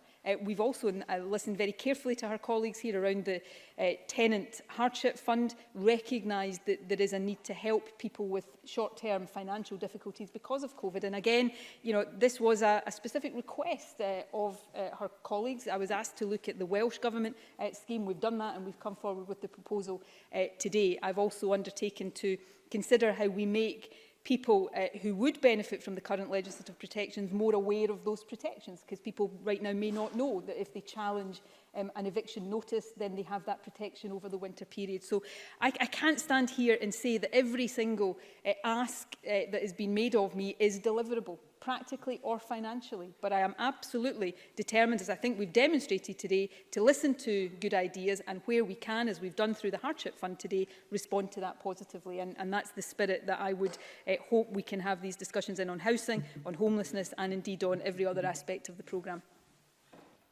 Willie Rennie. I wish to pay a sincere tribute to all those who have worked as professionals and as volunteers to serve their communities during this pandemic. It has never been a problem for the First Minister to read out a long to-do list. It's the got-done list that's the problem. It is always so much shorter. Let me ask about child mental health for the third year in a row. 2 years ago, 208 children were waiting over a year. It trebled last year, which the First Minister described as unacceptable. It was the worst it had ever been, and that was before the virus hit. Now it has doubled again, and there is no new plan today in the programme for government. Young people deserve the best mental health support. Why does the government have no new recovery plan for child mental health today? First Minister. We have invested record sums in mental health generally, I think, but also in child and adolescent mental health. We're employing record numbers of professionals in mental health. We are employing school counsellors across our school estate to be more preventative. What we set out last year in the programme for government was a plan of action to reform how we deliver child and adolescent mental health services, to rely less on specialist services, make sure they're there for people who need specialist care, but have a much more preventative plan of action and approach. So the National Wellbeing Service, for example. Inevitably, as so much of our work has suffered from this, there has been disruption for COVID. We're getting that back on track. I think it would have been wrong to announce today a new programme here. We want to deliver the commitments that we set out, and we are getting on with doing that. And of course, additional support through distress brief interventions, for example, generally for mental health, making mental health services more accessible. These are priorities we will continue to take forward. Willie Rennie. Minister, the numbers have doubled, but there's nothing new in the child mental health arena today. Yet another plan on independence. We were told it was on pause and everything was about the pandemic. But independence, and they're at it again, got the loudest applause of the afternoon. That tells you all about their priorities. Lives and livelihoods are still under threat. This deserves our undivided attention. What should already be on the got done list is childcare. At a time when we should be investing in the future of our young people, the government has diverted funds elsewhere and delayed the 1140 hours for up to a year. It's certainly not, as the First Minister described, well on track. There is no strong economic recovery without strong childcare, and that is missing from this statement. Young people deserve better on mental health and better on childcare. Is the First Minister really satisfied? First Minister. I think Willie Rennie is just wrong on childcare. We are delivering a commitment on... Oh, well, welcome back to Mike Rumbles. Glad you're able to join us briefly. We are delivering on childcare, something that goes way beyond any other part of the UK, and will deliver the same amount of childcare for 3- and 4-year-olds and eligible 2-year-olds as children spend in primary school. That was on track to be delivered in August. Many local authorities are already delivering it. Most reasonable people will understand the disruption to that because construction couldn't happen, and councils did have to deflect some of their attention to dealing with the immediate issues of COVID, as the Scottish Government did. Of course, the policy has been fully funded and not a single penny of that has been taken away from local authorities. So we will now get on, catch up with that and deliver that commitment in full. And when we do deliver that commitment in full, as we do, then just as I said to Ruth Davidson, I hope Willie Rennie will be standing up in this Parliament congratulating this government, because of course it's not something that the Liberal Democrats took the opportunity to do in all the years they were in coalition with the Conservatives. Thank you. Can we move now to Angela Constance before by Murdo Fraser? Angela Constance. Presiding Officer, the question is no longer should we establish a national care service, but how? Therefore, can the First Minister say how the comprehensive review of adult health and social care will, in short order, take the first vital steps towards a national service delivered locally, working to national standards and plans, stripping out profiteering at the expense of care, and ensures that the voices of those who use and work in the service are at its very heart. First Minister. Well, can I thank Angela Constance for a question, thank her for her leadership on this issue, where I think not only has she set out the vision for a national care service, but has also been engaging with the complexities and the detail of that. The Health Secretary will make a statement actually after this one later today, and will set out more details of the review. We want the review to give a swift and critical analysis of the options that are open to us to deliver reform in the care sector, and to look at the practical and detailed issues that require to be considered and resolved in terms of moving to a national care service. And they are many and varied. They are about staffing, they are about the integration with the health service, they are about charging for care. All of that has to be looked at and considered. But this is an opportunity to get this right, and to do that, I think, at pace. So I will leave the Health Secretary to set out more of the details. There will obviously be a chair of the review. It will be supported by an advisory panel, and crucially the voices of those with direct experience of care will be at its centre. Rhoda Fraser, to be followed by David Torrance. Thank you, Presiding Officer. The First Minister said in her statement that she would publish by the end of this year a new inward investment plan. But this time last year, she made exactly the same promise in the Programme for Government 2019-2020, and no plan has yet been published. Back in January, the then Finance Secretary Derek Mackay promised that the plan would be published by this summer, and it has still not appeared. So can't you tell us when exactly this plan will appear, and how can we have confidence that this time it will actually happen? First Minister. I hate to be the one to remind Murdo Fraser that we have, of course, over the last 6 months been living through a global pandemic. And the Minister, actually, who will publish the inward investment plan, it has, over those 6 months, been leading our work on ensuring a supply chain, a Scottish supply chain for the PPE that our health and care workers need, and he has my grateful appreciation for the excellent work he has done there. He'll publish that inward investment. It will take a very strategic approach to the markets and the sectors that we want to target to maximise inward investment. Of course, inward investment has been a real success story for Scotland for the last 6-7 years or so, where we've outperformed every other part of the UK apart from London and the South East. But, you know, for a representative of a party who's trying to shut Scotland off from all of its international markets right now, to stand up here and lecture this government on inward investment really does take some nerve. David Torrance, to be followed by Jackie Bailey. Thank you, Presiding Officer. The First Minister touched on the ways that this pandemic has impacted on our treasured health and social care staff, particularly around the toll it will be having on their mental health. Can the First Minister expand a bit further on how the funding the Scottish Government will be providing to health boards will support staff? First Minister. Well, we are, I'm sure all of us, not just me, are deeply grateful to all of our health and care staff for their work, commitment and professionalism over the past few months. A range of wellbeing resources has been put in place by health boards at a local level and also at national level. We've established the National Wellbeing Hub, and any member of staff can find that at www.promise, that's promise without an E at the end, .scot.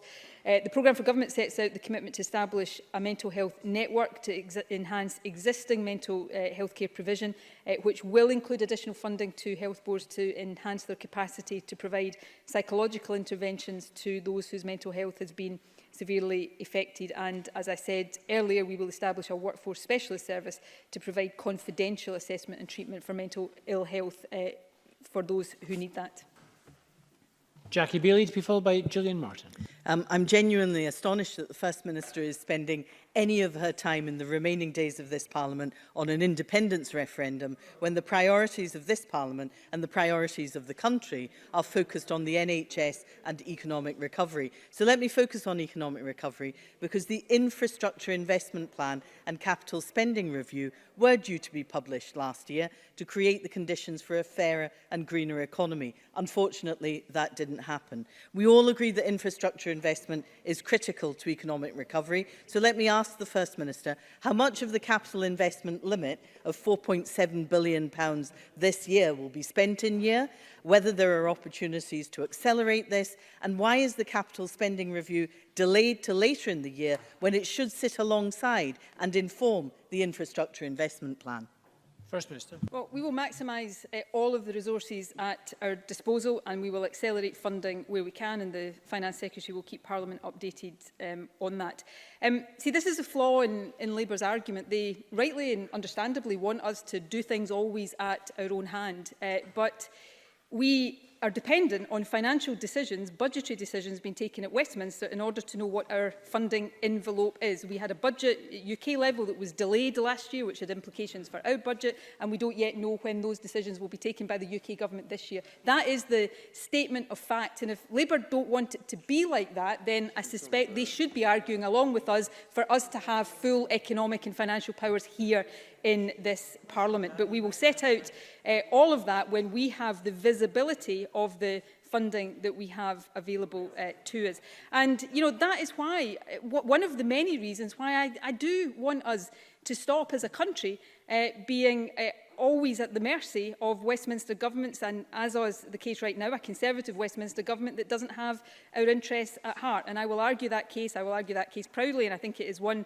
that is gathering support every single day. But I don't think anybody across the country, even my worst critic, which may be Jackie Baillie or may be somebody else in this chamber, who knows, could doubt my commitment to steering this country through the crisis we face right now, and that will continue to be my priority every single day that we are in it. Gillian Martin, to be followed by Jamie Greene. Thank you, Presiding Officer. The First Minister has said that we have to seize this moment to build a greener economy, and I welcome the investment in decarbonising heat and having better energy efficiency, and I declare an interest as an Honorary Vice President of Energy Action Scotland. Can the First Minister outline how this builds on the energy efficiency and fuel poverty commitments made in the last year's programme for government? First Minister. Last year, we committed to scale up this work, and that included last year an additional £30 million of capital spend. The commitments in this programme mean that by the end of the next Parliament, the total capital spend on decarbonising heat will reach £1.6 billion. The groundbreaking investment, of course, will help to remove poor energy efficiency as one of the main drivers of fuel poverty, while providing significant multi-year investment to help us develop our supply chains and support the skills that are needed there. It will also secure jobs. Our initial estimates, and my apologies to Alison Johnson, I should have given her this figure earlier on, that at least 5,000 jobs will have been directly supported by the end of this programme for investment, with many more expected in the wider supply chain and economy. Jamie Greene, to be followed by Kenny Gibson. Thank you, Presiding Officer. Today, the Education Secretary confirmed that over 30,000 school pupils have been tested for COVID in what remains a worrying time for both them and their teachers. He also ruled out providing schools with home test kits, which could easily be used to help Scotland's most vulnerable pupils get back into the classroom quickly, where it is safe for them to do so. Demand is rising, so we must meet that demand. First Minister, today you said in your statement that this government wants access to testing more accessible. Doesn't this sound like one way to do just that? First Minister. We'll continue to keep all of the decisions around testing under review. I think the way in which young people are accessing testing right now is working. It is the right way. We had, I don't know what the figure is yet for the totality of last week, but between last week and the previous week, I think there was a 300% increase in the number of young people being tested, but only 2 more cases were actually tested positive. So young people do have access to testing, and it's important that we ensure that that continues to be the case. We consider these things literally on a daily basis, because as demand rises, as we go into the winter, we will need to make sure that our capacity rises, but also that it retains within it the flexibility required, and we will always consider whether there are different options for testing everybody, but in particular young people. What I would say is that these are not always easy tests to do, particularly for children, and I think that will also be a feature if we are expecting schools themselves to administer the tests. What I would say is that understandably there's been anxiety as schools have gone back from teachers, parents, no doubt kids themselves, and it's really important to be vigilant. If your child has any of the symptoms of COVID to get tested, but the National Clinical Director wrote an open letter yesterday also reassuring parents that if your child has the symptoms of a cold but not the symptoms of COVID, there's no need to get them tested. And I would repeat the statistic we published last week of the 17,500 young people that were tested in the previous week. 49 of them tested positive. So I'm not saying to any parent not to be vigilant, but I do think that helps to put in context the situation in schools and communities across the country. Kenneth Gibson, to be followed by Monica Lennon. Thank you, Presiding Officer. First Minister, there's clear evidence that women in many areas of clinical need, most startling the treatment of cardiovascular conditions, do not receive the same quality of treatment as men. Last year's programme for government set out a commitment to deliver a women's health plan, with a women's health group established in February of this year. Can the First Minister outline how the Scottish Government will build on this commitment to tackle women's health inequalities? First Minister. This programme reaffirms the commitment we have to tackling women's health inequalities, and it confirms that we are continuing work to develop the Women's Health Plan. Work of the Women's Health Group, which is the expert group overseeing development and implementation of the plan, has already started. They have met twice. They met in February and have met in August and agreed a direction for the plan, including outlined timescales for delivery. They've developed and published a lived experience survey, which will now inform next phases of the plan and will ensure that women's voices and experiences are central to its development. The Women's Health Plan will focus on ensuring that women have access to specialist menopause services, improved support and speedy diagnosis for endometriosis, and improved access to abortion and contraception services. Monica Lennon, to be followed by Bruce Crawford. Thank you, Presiding Officer. There is a lot in the programme for government that we campaigned for and therefore welcome. So we will work constructively with ministers to ensure these commitments are delivered rapidly, because the people of Scotland need action, not further reflection. This is especially true for Scotland's drugs crisis. I heard a commitment to further research by the Drug Death Task Force, which of course is important, but nothing specific on residential rehab. So will the First Minister make a commitment to expand access to residential rehab? And will she meet with the recovery charity Favour UK, who presented the government with 23 recommendations on action that could be taken now? I'm always happy to consider meeting with groups and individuals, or considering the recommendations they put forward. And Joe Fitzpatrick, who leads this work for the government, I'm sure would be happy, if he hasn't already, to meet with them too. We will take forward the recommendations of the Drugs Death Task Force, and we will continue to set out the detail of the work that we do there. I made two specific references today, which are both important. One is the finding that it is often, it's not the only factor here, obviously, but it is often stigma that prevents people coming forward for treatment and support, and we need to tackle that. But also there is a need to invest in research to further understand some of the causes and drivers of the drugs death crisis in Scotland. So we will take forward these recommendations, but as on all matters, but particularly on a matter as serious as this, we'll always be willing to listen to those with that frontline lived experience. Bruce Crawford, to be followed by Donald Cameron. First Minister, I'm pleased you have reconfirmed that ending homelessness continues to be a national priority. But First Minister, do you agree the recent statistics on homelessness in Scotland showed some concerning trends? For instance, in the Stirling area, there was an increase of 127 or 27% in the number of homeless households. I'm aware that by extending the eviction ban in Scotland, the Scottish Government's helped stop people becoming homeless as a result of the pandemic. But First Minister, can I ask what further measures in the programme for government will help address the challenge of homelessness? And can she outline what other ways the Scottish Government is working to tackle homelessness and rough sleeping? First Minister. Can I thank Bruce Crawford for his question? I do find the most recent homelessness statistics a cause for concern. This does not detract from that, but the most recent statistics were largely, I think there was a short period when that went into the COVID crisis, but largely predate the COVID crisis. Obviously, there has been different approaches taken to making sure rough sleepers had places to stay during this crisis. I think we need to learn from, and one of the things that I often reflect on is the different ways in which we've made much quicker progress in a time of crisis than we would ever have managed before, and we need to keep that pace of delivery going. In terms of how we will specifically, we're going to update the Ending Homelessness Together action plan.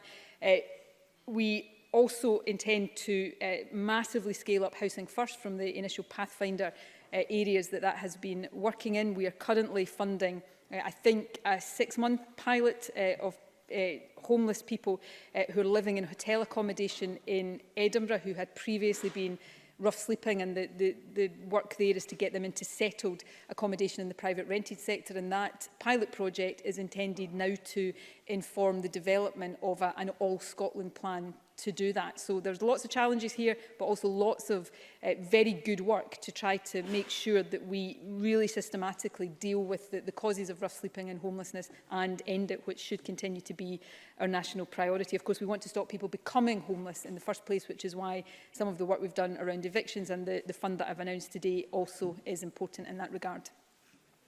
Donald Cameron, to be followed by Stuart McMillan. Thank you. Even before the pandemic struck, this government was failing to get hospital waiting times under control. But the present crisis has plainly exacerbated this. We learnt last week that there are some 71,000 patients currently waiting more than 12 weeks for hospital treatment. And the First Minister has today referred to various remobilisation initiatives that will occur in the year ahead. But can she tell Parliament what action her government is taking right now so that people waiting right now for vital treatment can be seen as soon as it is safe and practicable to do so?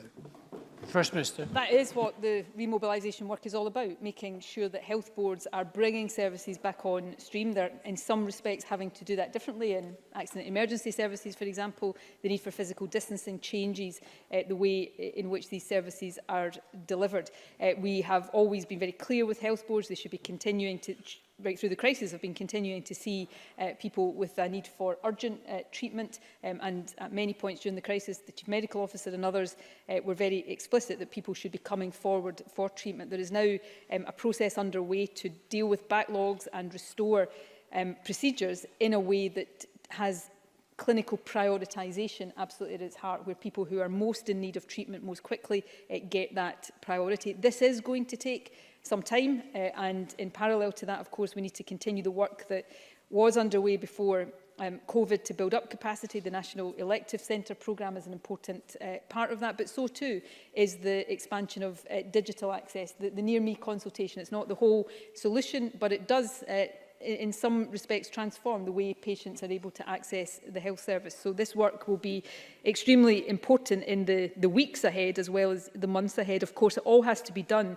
while the health service inevitably and inescapably manages to retain capacity should we start to see, which I fervently hope we don't, hospital admissions and ICU admissions from COVID rise again as we go into the winter. So this, I'm afraid, is a delicate balancing act. It is not easy and straightforward, but health boards and indeed the Health Secretary are absolutely focused on it. Stuart McMillan, to be followed by Colin Smith. Thank you, Presiding Officer. Can the First Minister tell me if this programme for government will provide opportunities for communities like Inverclyde, who have been hardest hit by COVID-19, in addition to the long-lasting employment, health and social inequalities that exist? I think there's lots of aspects of this programme that will be of particular help and assistance to communities like Inverclyde. The work around retraining and upskilling the workforce is going to be important across Scotland, but particularly in regions and in sectors that might be particularly and disproportionately hit by the economic downturn.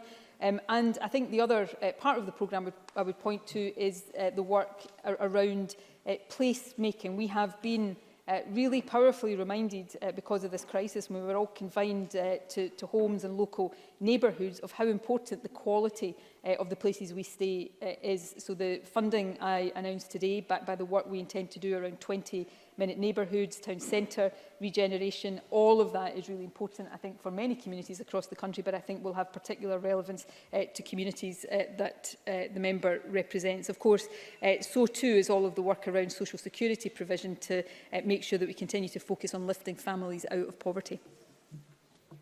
Colin Smith, be followed by Bob Doris. Thank you, Presiding Officer. Across Scotland, communities are witnessing local bus routes that were stopped during lockdown now being permanently axed, not least due to a lack of any meaningful conditions on service levels being placed on private bus firms in return for taxpayers' grants. So could the First Minister tell us why, a year since the Transport Bill was passed by this Parliament, there's no mention in this programme for government of giving councils the powers and funding they need and want to set up and run their own local bus services, services that are desperately needed if we are to halt the dismantling of bus routes we've seen in the past decade? First Minister. Well, of course, that bill has been passed. We are willing to discuss with councils how we take that forward. Clearly, as has been the case in many respects, there have been other issues that have been preoccupying councils and government over the past few months, but I'm happy to get the Transport Secretary to write to the member with details of how that work will be taken forward. Bob Doris, to be followed by Liam Kerr. Presiding Officer, I welcome the £60 million youth guarantee. But will the First Minister outline how community-based groups, including those in my constituency of Maryhill and Springburn, who are engaging in youth and community learning activities, can be supported to help deliver this youth guarantee? First Minister.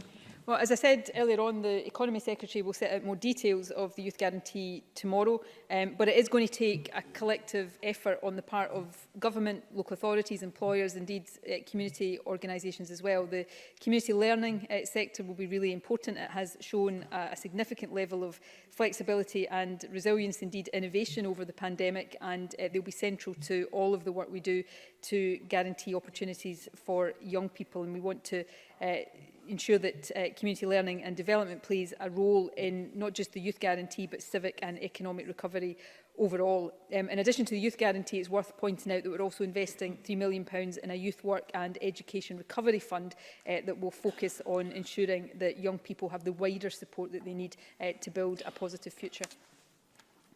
Thank you. Liam Kerr, to be followed by Rhoda Mackay.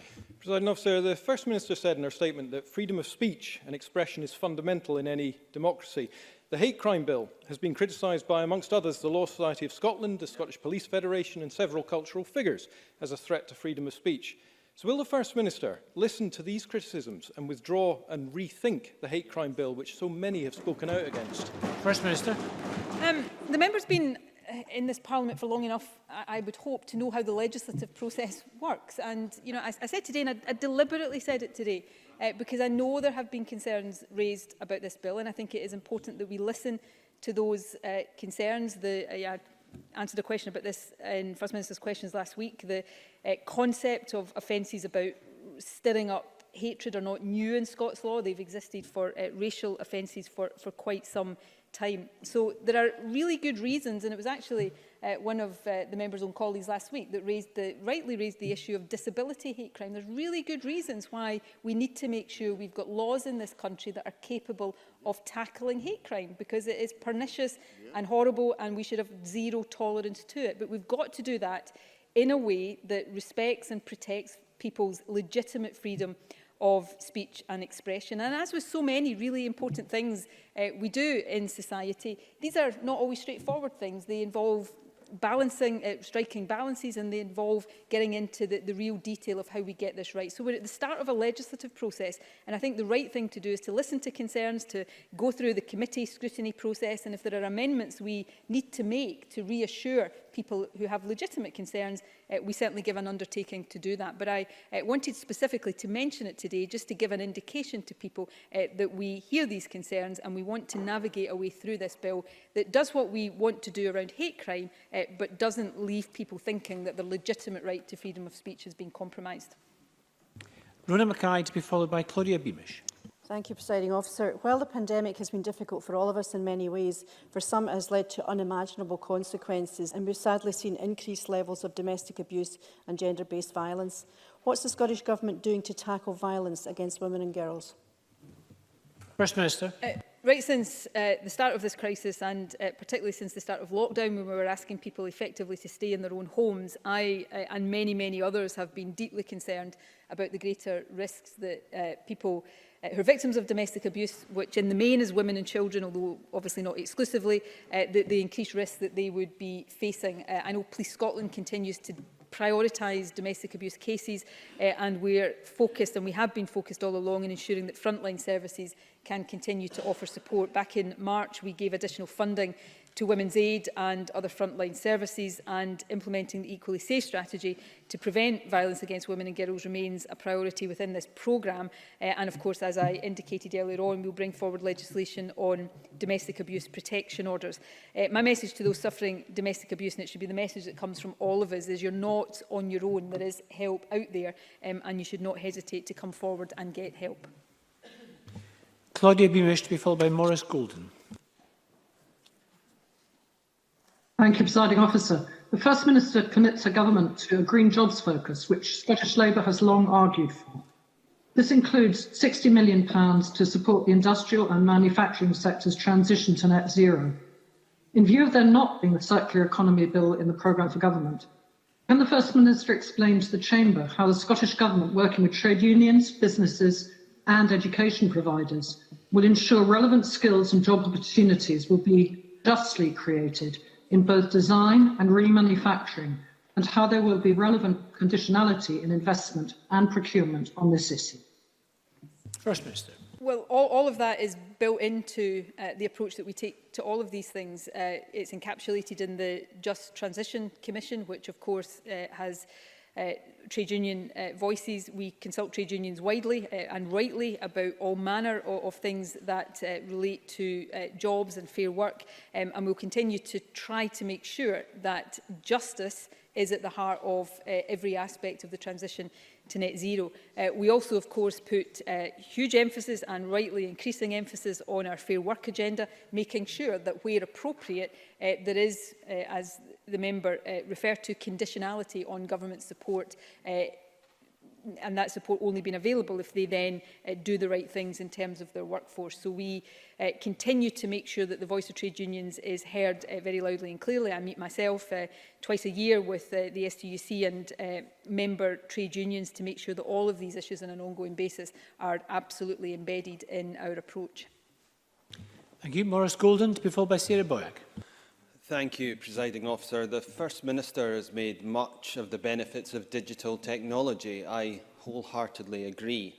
Other devolved nations are investigating smart apps to allow the disabled, elderly and infirm in particular to claim under a deposit return scheme.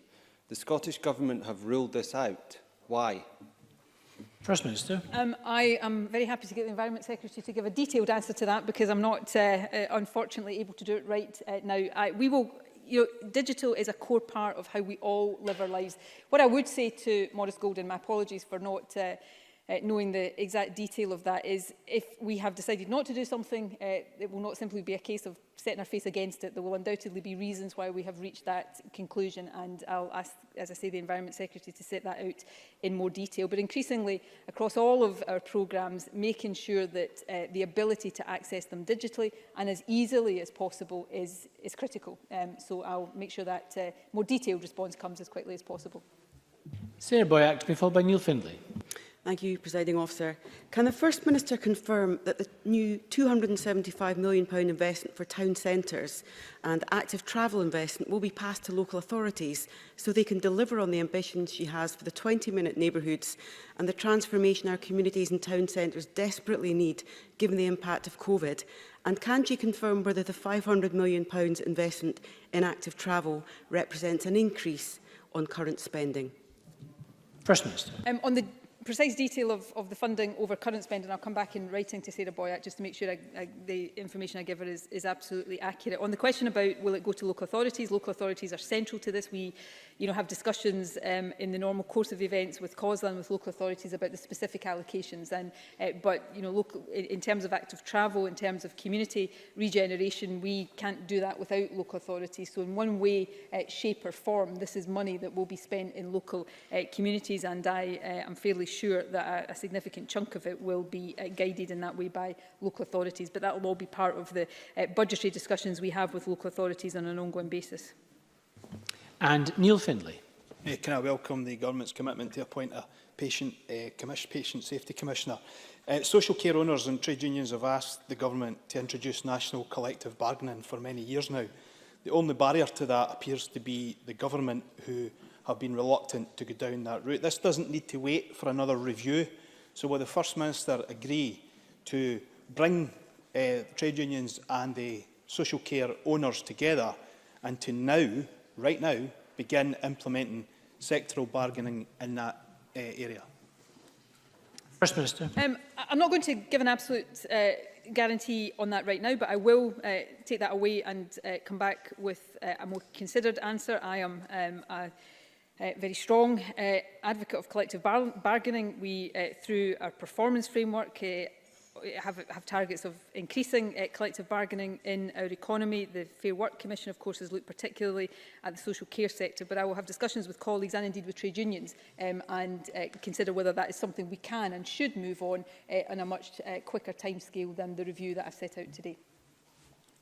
Thank you very much. That ends the statement on the programme for government. We'll resume with a debate on this programme for government tomorrow afternoon. Before we move on to the next item of business, I'm just going to have a short suspension before we move on to the next item of business.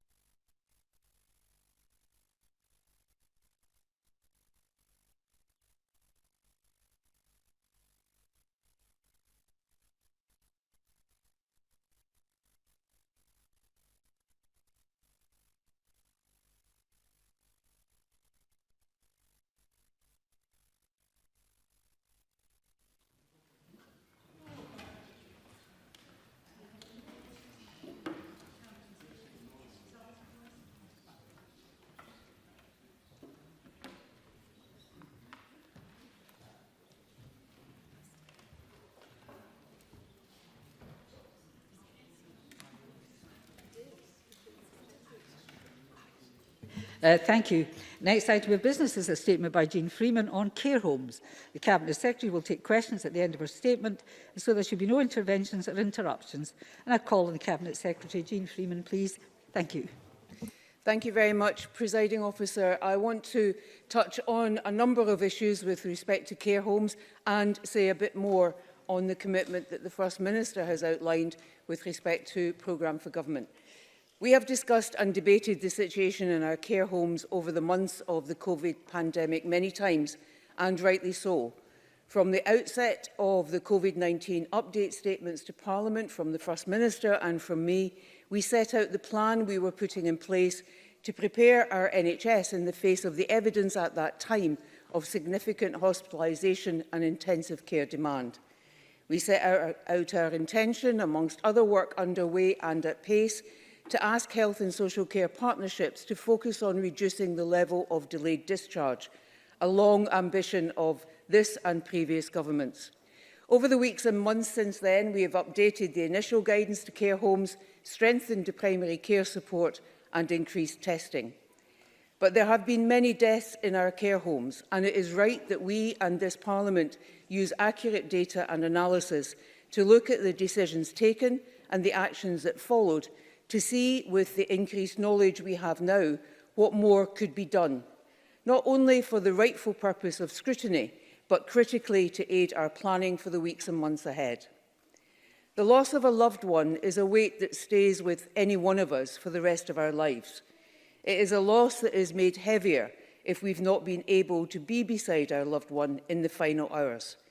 And one of the deep cruelties of COVID-19 is that at a time when we would look to friends and family to help shoulder the weight of grief, we've been forced to stay apart.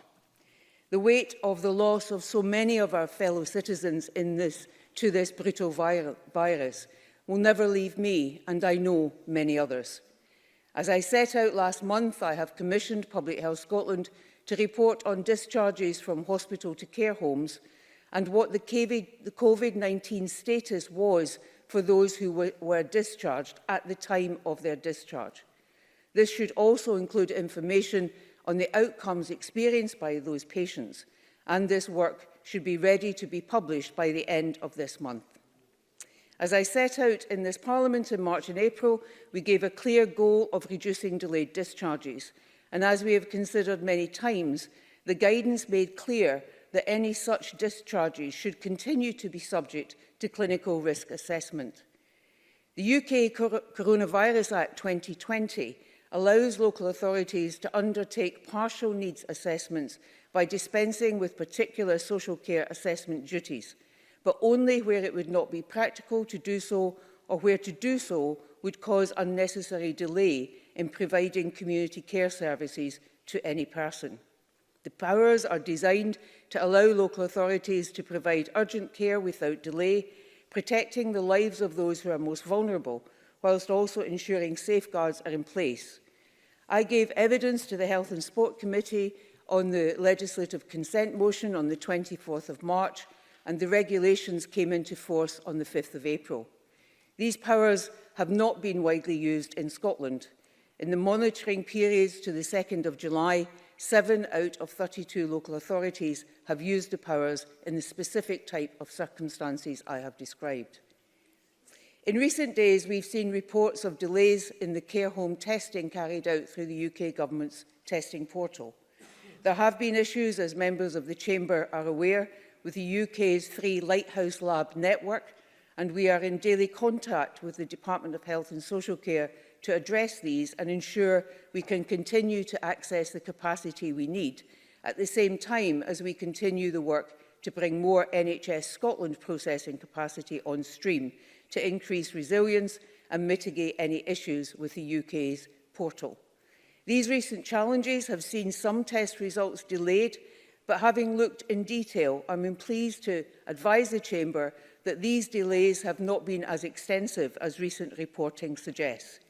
Even so, delay beyond 48 hours must be minimised, and we are working with our UK colleagues to improve this even more. I well understand the upset and dismay caused to both residents and families of the restrictions on visiting, and I hope that the steps taken since early July to return visiting in a phased way, both indoors and outdoors, have been helpful. We are now finalising guidance for care homes to support the return of in-reach health and care services and the safe reopening of communal areas. Caveats apply here, as you would expect, in terms of the care home being free of COVID-19 and fully participating in the testing programme, but with that proviso and the necessary health and safety measures in place, these activities should be able to return, and I hope to publish the relevant guidance shortly. It will, however, remain the case, as we have seen in Aberdeen and in Tayside, that where we have a higher prevalence of the virus in an area, that may necessitate the restriction of care home visiting in order to protect residents whilst an outbreak is brought under control. Presiding Officer, the pandemic has seen a pace of change in the delivery of many aspects of our healthcare service that was previously unimaginable. It is a pace of change that is necessary for our adult care sector. As the First Minister has set out in our programme for government, I have commissioned an independent review to examine how adult social care can be most effectively reformed to deliver a national approach to care and support services. I've made no secret of my sympathy for a national care service, and this will be part of the considerations of the review. The scope of this review will include how adult social care is organised, commissioned, regulated and funded. I'm pleased to inform the Chamber that Derek Feely has accepted my invitation to chair the independent review. Many will know Derek from his time as our Director General for Health and Social Care and Chief Executive of NHS Scotland. He will be ably supported by an advisory panel drawing on expertise from Scotland and beyond. That panel is Caroline Gardner, who was until very recently Scotland's Auditor General, Malcolm Chisholm, a former Minister for Health and Community Care and a former member of this Parliament, Anna Dixon, the Chief Executive at the Centre for Better Ageing, Johan Henriks, Chief Executive of Learning and Innovation from Jönköping County in Sweden, Councillor Stuart Curry of East Lothian Council and COSLA, and Ian Welsh, Chief Executive of the Health and Social Care Alliance Scotland, and also a former member of this Parliament. Their task is not an easy one, and I'm very grateful to each of them for agreeing to be involved in and to lead this work. The review will build upon the reform of adult social care that was underway in conjunction with COSLA before the pandemic and had at its core the views of those receiving social care, and has been examined before by the Health and Sport Committee at that time. I believe that across this chamber we have a shared view that we need both to improve outcomes for people who use these services and also ensure a good working environment for a key workforce whose criticality has been emphasised in recent months. I have agreed with the independent chair that the review will take a human rights-based approach with a strong emphasis placed on the needs, rights and preferences of those who use the services, their carers and families. Social care services and supports are enormously varied, covering everything from care homes and care at home to day services, befriending and supported employment. These services touch the lives of a very wide range of people: disabled people, older people, people with mental health problems, people with drug and alcohol problems. We must consider the needs of all of them, equitably, fairly and respectfully. People using services and supports should be consistently and routinely informing the process of improvement and be involved in co-designing services. Derek Feely and his colleagues are ready to begin immediately and will report in January 2021. This is a very tight timescale, but it will ensure that the next Parliament has the options before them straight away so they can take any steps necessary, legislative or otherwise, to put in place the reforms our adult care sector needs. I know that the care many people receive is already good, and that people who work in care in Scotland are beginning to feel more valued and certainly more recognised for the work that they do. But not enough yet. I'm determined that we go further so that positive experiences are the norm, happening consistently by design and with intent. My hope is that the outcome of the review will give us a blueprint for the future that can secure consensus across this chamber. Presiding Officer, our adult social care sector is a vital service for very many people, helping them live as independently as they want and as well as they can. Those who work there are every bit as caring, compassionate and dedicated as those who work in our NHS. The experience of the pandemic shows us that very clearly, but it has also shone a light on the pressing work we need to do to improve those services and the support for those who need them and those who work in them. The independent review will offer us real solutions and, I suspect, difficult choices, but its work is vital. But right now, as the review begins its work, there is more for us to do, learning and applying the lessons so far from the pandemic in our mobilisation plans, in support for the sector and in cooperative working and fast responses to the problems and issues that arise. This chamber has my commitment that we will continue to do just that. Thank you. Thank you very much, Cabinet Secretary. The Cabinet Secretary will now take questions on the issues under a statement. I tend to allow to around 5 to 5 for questions, after which we move on to the next item of business. So it would be helpful if members who wish to ask a question press the request to speak once now. My usual plea for succinct questions and succinct answers. I call Donald Cameron, be followed by Monica Lennon. Mr Cameron, please. Thank you, Deputy Presiding Officer. I'd like to thank the Cabinet Secretary for advance sight of her statement. Can I firstly acknowledge the announcement about a national care service? We await further details on this and will comment further when concrete proposals come forward. Thanks to various newspaper investigations, we now know even more about the decision to send patients who tested positive for COVID-19 into our care homes. We have already found out that as many as 37 patients who tested positive were transferred to care homes, and that this was sanctioned by clinicians, with several health boards still to report. And just this weekend, it was reported that at least one care home provider took in a person who the local health board said tested negative for COVID, when in fact the opposite was true. The First Minister has been asked repeatedly when she first learned that COVID-19 positive patients were transferred into our care homes, and she has repeatedly refused to answer. So let me ask the Cabinet Secretary directly, when did she first find out that this was happening? Cabinet Secretary. So I'm grateful to Mr Cameron for his question and his comments. In terms of the independent review, I do intend, once the review has developed its own work plan, including how it will hear evidence and information, and particularly hear from those involved in the sector, to make sure that colleagues across the chamber are aware of that and of the timescale involved. In terms of Mr Cameron's question, he'll know, as we've said more than once, that I have commissioned Public Health Scotland to undertake a piece of work which will look at all discharges and whether or not the individuals were COVID positive at that point, and at what point had they tested for COVID, so that we know whether or not they were infectious at the point of discharge.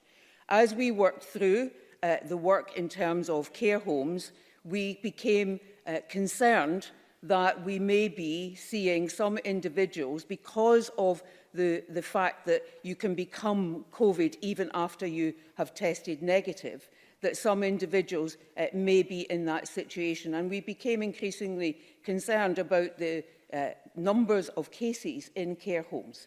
And that was when we not only updated the guidance on more than one occasion.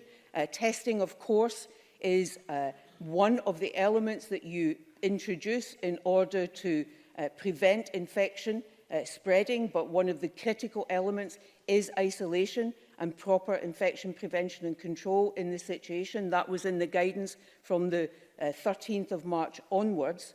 But as we understood more about the virus and how the virus transmitted itself, including in those who may be asymptomatic, and in the fact that in some elderly people in particular, there are different symptoms which can indicate COVID from the ones that are normally present in the rest of the population. As we understood more and more of that, then we understood that there may be a risk that individuals were going into care homes who had not been tested and needed to be tested, and it was at that point, I don't have the exact date in front of me, it will be in these papers, when we introduced testing as a requirement before admission to care homes. But the critical elements that were always there from the outset about isolation, infection prevention and control nursing, the clinical decision that the patient was ready for discharge, and the clinical risk assessment about where the person should go, have been there from the very beginning. Monica Lennon, followed by Alison Johnson. Thank you, Presiding Officer. Care homes have been at the epicentre of this crisis, and it didn't need to be that way. On too many issues, the Cabinet Secretary and the Government failed to listen to frontline staff and families of residents on PPE, on testing, and what happened when people were discharged from our hospitals to care homes. The Government were too slow to act. Of course, we welcome a commitment today towards a national care service, and I look forward to getting around the table with the Cabinet Secretary and opposition parties. But Cabinet Secretary, the advisory panel doesn't include anyone from the front line, so we need to get that sorted. There's no trade union representation, there's no one representing the voice of workers, so that needs to change, because if we'd listened to workers at the start, we wouldn't have seen the tragedies that we've seen today. And on visiting, it's really important, Presiding Officer, that residents and their families don't pay the price for this government's mistakes and paralysis now, the fear to reunite those families. So I really need to hear a commitment as to when families can be reunited. There's too many people having to sit with elderly loved ones in car parks in wet conditions, and in some cases I've seen Older people having to sit in underground car parks that are covered in pigeon mess. It's not safe, it's not hygienic, and it's a betrayal of people's human rights. And finally, because we have lost a lot of trust and confidence, the public certainly have, so we do need to have an independent, judge-led public inquiry. Will the Cabinet Secretary give an indication as to when she foresees that happening? We all wish her well in her retirement, but the public need to know that people who've made key decisions will be around for that public inquiry. Cabinet Secretary. So I thank Ms Lennon for a number of questions there, which I will try to answer. Can I thank her also for her good wishes? And just for the record, say I'm no away yet. And I have a lot of work still to do and a lot of energy to give to it. I don't accept that we have failed to listen. I talk to trade unions regularly. We talk with Scottish Care regularly. And actually, it was thanks to some of the discussions, in particular with Unison, that we managed, having introduced support for PPE to the social care sector, an issue raised first by Scottish Care, where they advised me that their private supply lines for PPE were not working as well as they needed them to be, that we introduced the direct support to social care, including care homes, of supplies of PPE, but it was the unions that were raising issues around the quality of some of the PPE, and it was thanks to that that we could address that and also reach agreement with COSLA and all the unions involved on the 2nd of April about exactly the right of care home workers to determine themselves whether or not, for example, they believed it was professionally important that they wear a mask or not. So I don't accept that we have not listened to staff. We continue to listen. I continue to meet with them and discuss that with them. And in fact, the trade union voice is involved in the recovery group on mobilisation that I chair. The advisory panel will undoubtedly reach out and hear from all the unions involved. First Minister, you already heard her say that she fully expected the advisory panel to want to hear from every opposition party in this chamber and others, as well as those who are families, relatives and so on. In terms of visiting, indoor visiting is already possible. Now, I accept and I do genuinely, personally understand the difficulties here.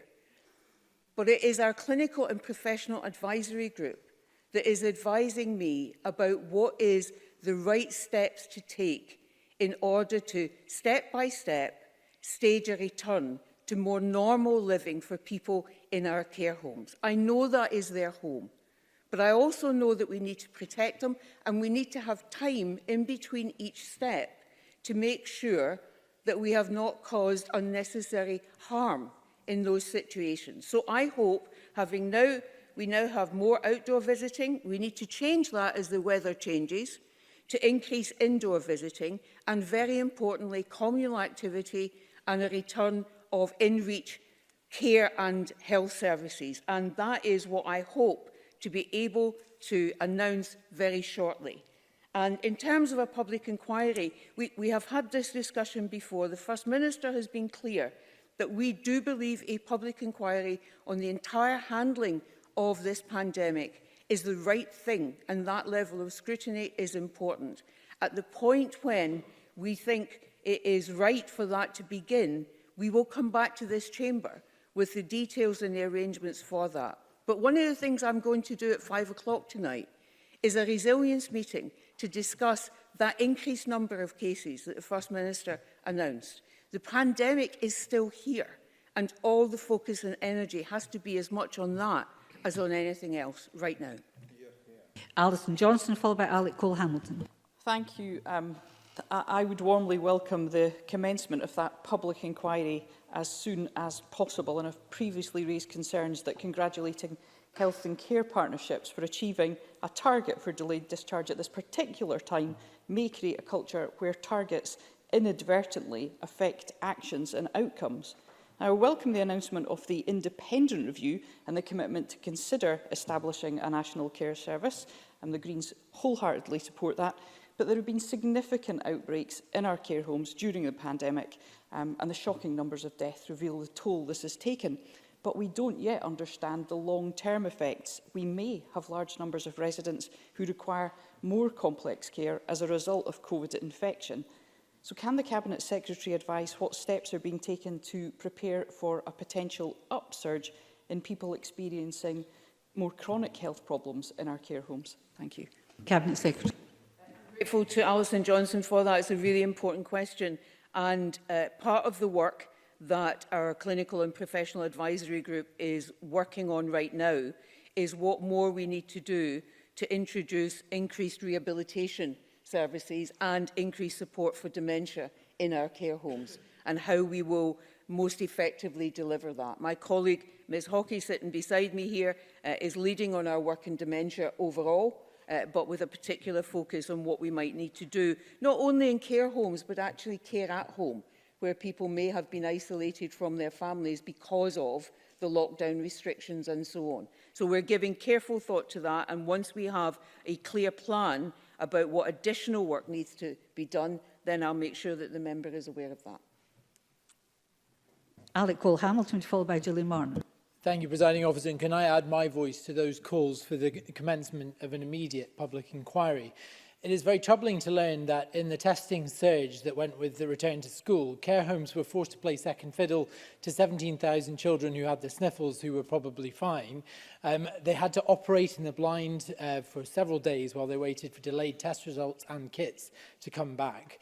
Cabinet Secretary, the human tragedy of this pandemic is unquestionably in our care homes. So what assurance can the Cabinet Secretary give that should there be another spike in demand for testing, that care homes will be protected, that their results and test kits turned around in short order?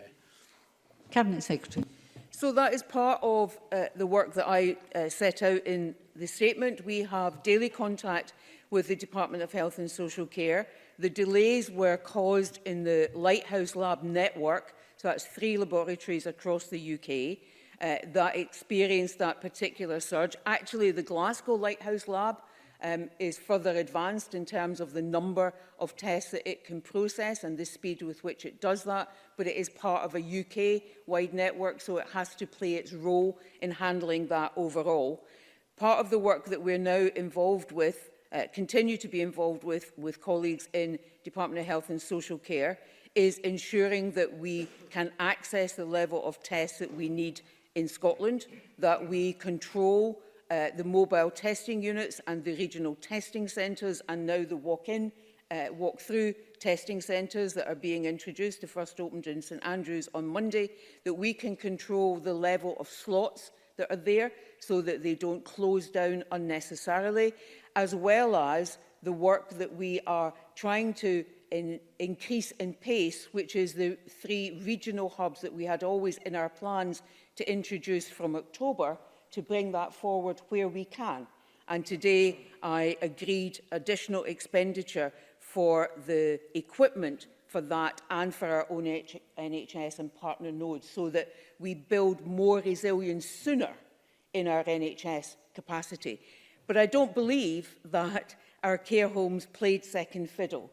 It is a really difficult balance. The labs take the tests as they come in and they process them as they come in. They don't make any kind of decision about where did that come from, or is it an old person or a young person. That's not how that works.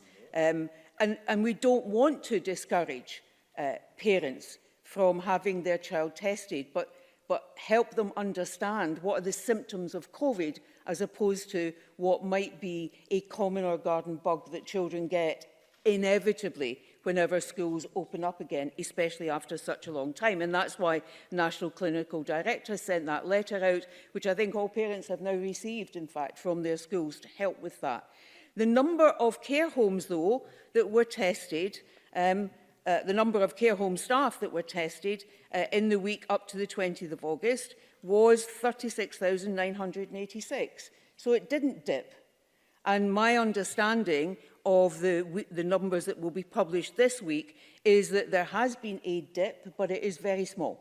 So it's not fair to categorise this as care home tests coming in very late. And some of the detailed reporting that I have seen, I have looked at it really carefully, and it has not been No disrespect to the journalists concerned, they worked with the information they were given, but it is not entirely accurate. And I'm very happy to put the accurate picture on the record for the journalists, or indeed any of those who have a concern. Thank you. For understandable reasons, I've let the front benchers have longer questions and longer answers, but I now have 15 minutes and 10 people wanting to ask questions. So I'm going to be very firm. I want questions. Gillian Martin, followed by Brian Whittle, please. Thank you, Presiding Officer. Can I ask the Cabinet Secretary if there's been any assessment carried out on infection control practices between privately run care homes in comparison to local authority-run care homes to ensure that going forward best practice is being shared across the board? Cabinet Secretary. So the Care Inspectorate has, in the course of its job, been collecting a range of data across a number of areas. One of the early indications that they have brought back on that is about the different sizes of care homes and different layouts. But at this stage, it is too early to be definitive about both infection prevention and control measures, size of care homes, layout, and indeed which part of the sector they are in. What is clear, though, is that many of those care homes that have gone through the entire pandemic so far without any COVID cases have been small, single-standing care homes, and they are to be commended on the work that they have so successfully done. Brian Whittle, followed by Richard Lyle. Thank you, Deputy Presiding Officer. Before COVID-19 took hold in Scotland with the devastating impact that we've witnessed on the most vulnerable in our care homes, the evidence was there from across Europe that if the virus got into a care home, it could have horrendous consequences for residents with an R number of greater than 10. So, surely, Cabinet Secretary, it was not out with the wit of the Scottish Government to have recognised this, acted upon this information to ensure the most vulnerable in our society were protected, and she's now recognised that better decisions could and should have been made. Cabinet Secretary. Well, what I've recognised, Mr Whittle, is that if I knew then what I know now, yes, there would have been different decisions made.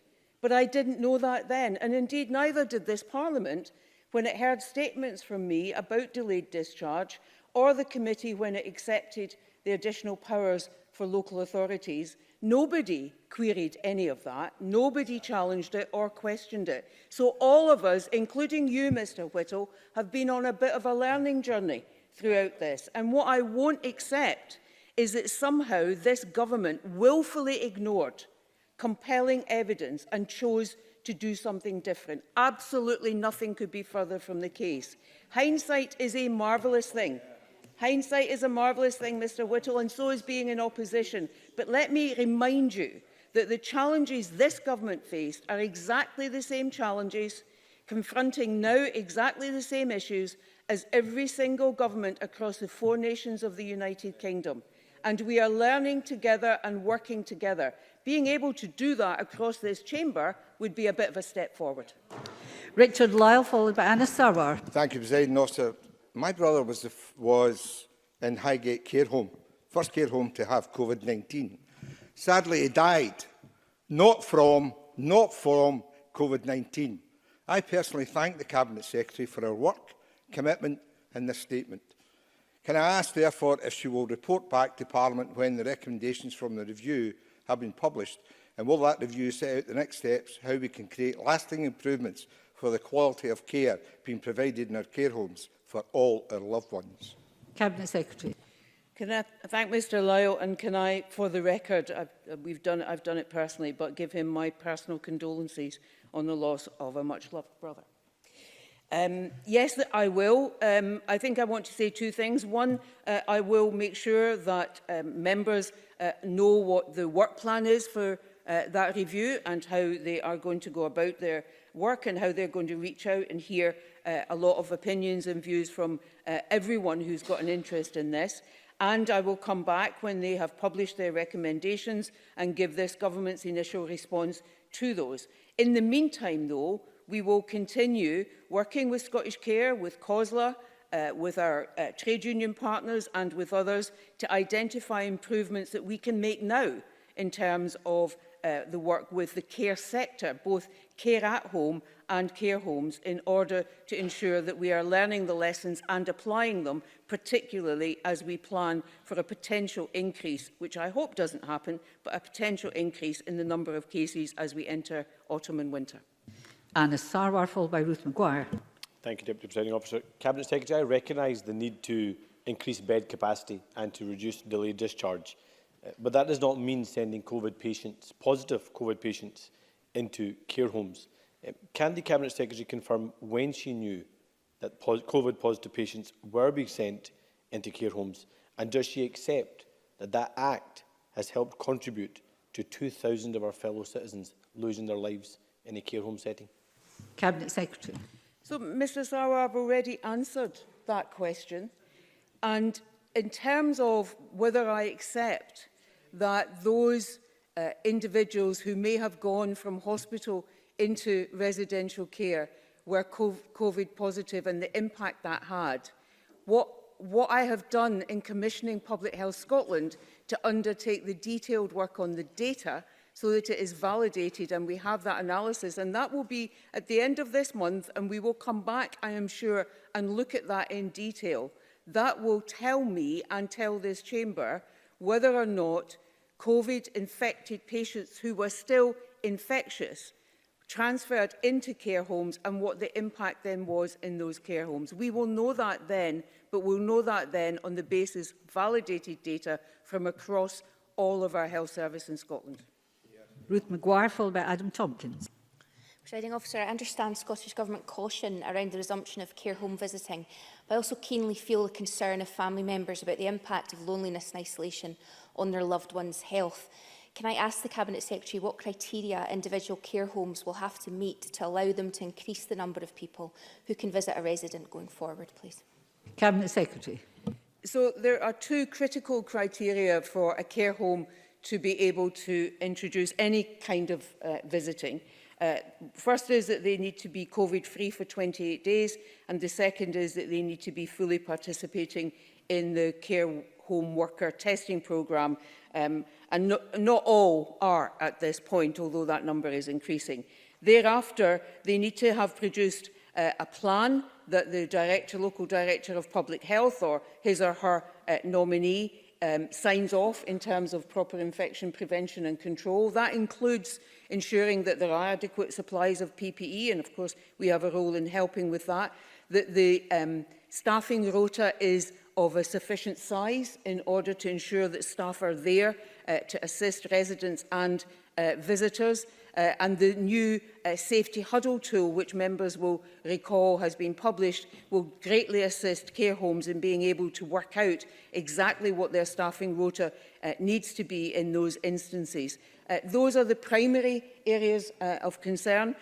That is also, though, when the Director of Public Health, and the reason it's the Director of Public Health is because they understand the prevalence of the virus in that local area. And so from time to time, as they did in Aberdeen and in Tayside, they restrict visiting beyond what is possible elsewhere in the country in order to provide additional protection whilst an outbreak is being managed and controlled. Adam Tompkins, followed by George Adam. Thank you, Presiding Officer. The Cabinet Secretary talked about the vital importance when tests for COVID are taken of getting results quickly. Delay beyond 48 hours must be minimised, she said, and we are working with our UK colleagues to improve this. So can I ask, what steps precisely is she taking to ensure that such delays are minimised, and how is she working with her UK colleagues to improve this situation? Cabinet Secretary. Thanks very much. To Mr Tompkins, it's important to say that in terms of our NHS processed tests, they remain over 95% under 24 hours in terms of the total turnaround time. The problem that we have encountered with the Lighthouse Lab is precisely that problem of it being part of a 3-lab UK network. So when there is a surge in one area, all 3 labs have to respond. And not all 3 labs at this point are at the same level of processing capacity. The Glasgow one is ahead. So the work that we undertake is that on a daily basis, My senior officials are talking with their counterparts in the Department of Health and Social Care, anticipating what the demand is likely to be from one day to the next, how they can flex the processing capacity to do that, and as I said, introducing now from Monday direct control here in Scotland for us on the availability of testing slots, sampling slots in the regional testing centres, the mobile testing units, and now in the walk-through centres. In addition, we had already planned to increase our NHS capacity. That was always part of the plan, to introduce 3 regional hubs as well as the existing NHS labs. The first of those to come on stream from October. We're working now to see if we can bring that forward in order to increase that capacity, as well as standing up now many of the academic nodes that we had contracted with and now need to get them standing up so that we increase the capacity that we have, if you like, at our own hand through the NHS and through these other measures. That will include discussions that are now underway with 2 of the private labs in Scotland. George Adam, followed by Neil Findlay. Mr Adam. Thank you, Presiding Officer. Can the Cabinet Secretary inform us if the UK Government has advised of their intention to undertake a similar independent review of adult care sector in England, and if they have indicated that they are commissioning any analysis of hospital discharges to care homes? Cabinet Secretary. So on the latter, I have written to all of my colleagues in so Matt Hancock, Vaughan Gethin in Wales, the Health Minister in Wales, and Robin Swan, Health Minister in Northern Ireland, advising them of the work that I have commissioned from Public Health Scotland with respect to discharges from hospital, asking them if they wish to do similar. I've not yet had a response from any of them. On the independent review of adult social care, I'm not aware that any of the governments in the UK intend to follow what we are doing. But of course, if they are, we're very happy to cooperate with them in that regard. Neil Findlay, followed by Joan McAlpine. During this crisis, we've seen older people discharged untested, discharged COVID positive, pressured into DNR notices, not admitted to hospital for care and not assessed before going into care homes. And what has been the response from the Minister for Older People during this process? Absolutely nothing. And today she spends her time during this important statement in the tea room blethering to her pals. What is the point? What is the Let me hear the question, please. Let me hear the question. Dr. Allen, I want to hear the question. What is the point of having a Minister for Older People when during the biggest crisis affecting older people in decades, she is posted missing? Cabinet Secretary. Well, I'm not posted missing, Mr Findlay, and neither is Ms McKelvey. If you understood the way government works, I appreciate it's not something you've experienced, but if you understood how government works, you will know that Ms McKelvey and I and other colleagues in Cabinet are constantly in touch with each other, hearing what we are doing and how we can contribute. And Ms McKelvey has contributed a great deal to our understanding and thinking, particularly from the perspective of older people, and undoubtedly will do to the independent review. But if that is the sum total of the question that you can ask when we are debating something as important as care homes, then the next time, Mr Findlay, that you try to pretend that you care deeply about this issue, I'm afraid your credibility will be pretty weak.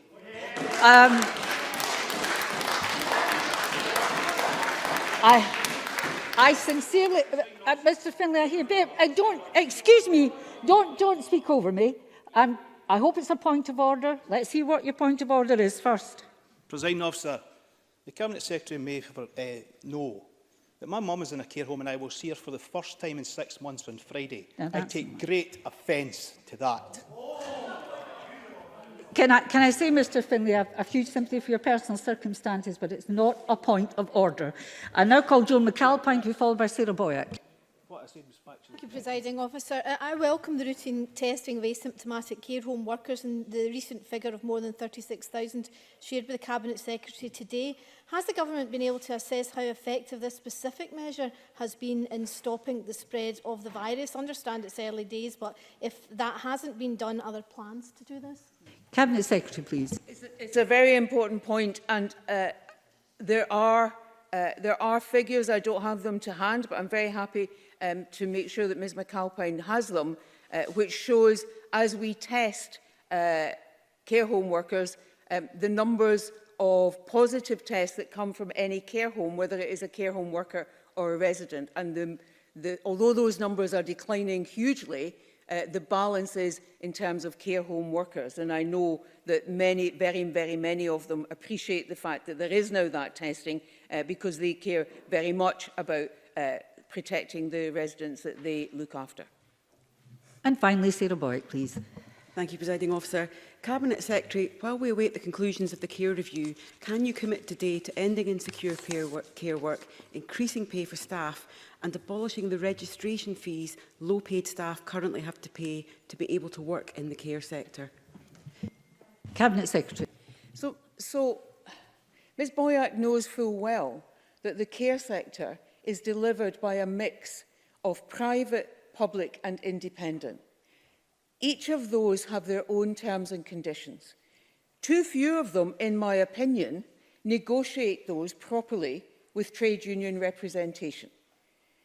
It is not in my powers to interfere directly in that, but it is in my capacity to try and ensure that the fair living wage is paid and to put resource in place to try and ensure that that happens. And that is what I have done. But I fully expect the independent review, as it looks at not only how adult social care should be designed with the individual in mind, how it could be best delivered, how it could best be regulated to ensure consistency of quality and standards, but also how it should be funded. I fully expect that independent review to have quite a lot to say about the terms and conditions that should be awarded to those who work in that sector, because the work they do is so valued. In the meantime, I will continue to have discussions with both COSLA and Scottish Care on the national contract and the commissioning measures that they can put in place in order to try and deliver better across the whole sector on the fair work principles, which, as you know, this government has signed up to. Thank you. Thank the Cabinet Secretary. Can I thank members for the cooperation, as all members got their questions, and that's what we always want to happen. Thank you. There will be a short pause while we move on to the next item of business.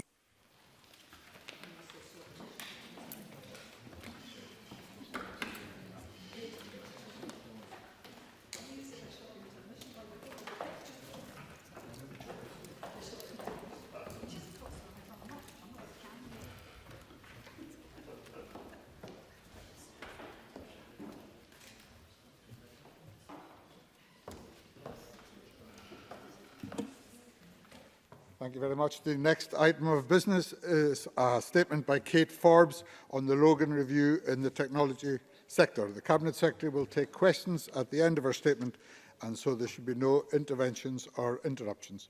And I call on Kate Forbes. Thank you, Presiding Officer. Coronavirus is first and foremost a crisis of public health, but it has also emerged as the defining economic challenge of our time. Its impact is already devastating and will continue to unfold over the coming weeks and months.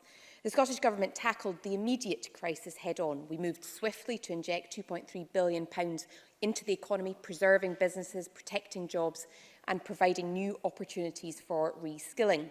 Today's publication of the Programme for Government marks the beginning of a new phase of government action, one in which we look beyond crisis management to Scotland's economic future.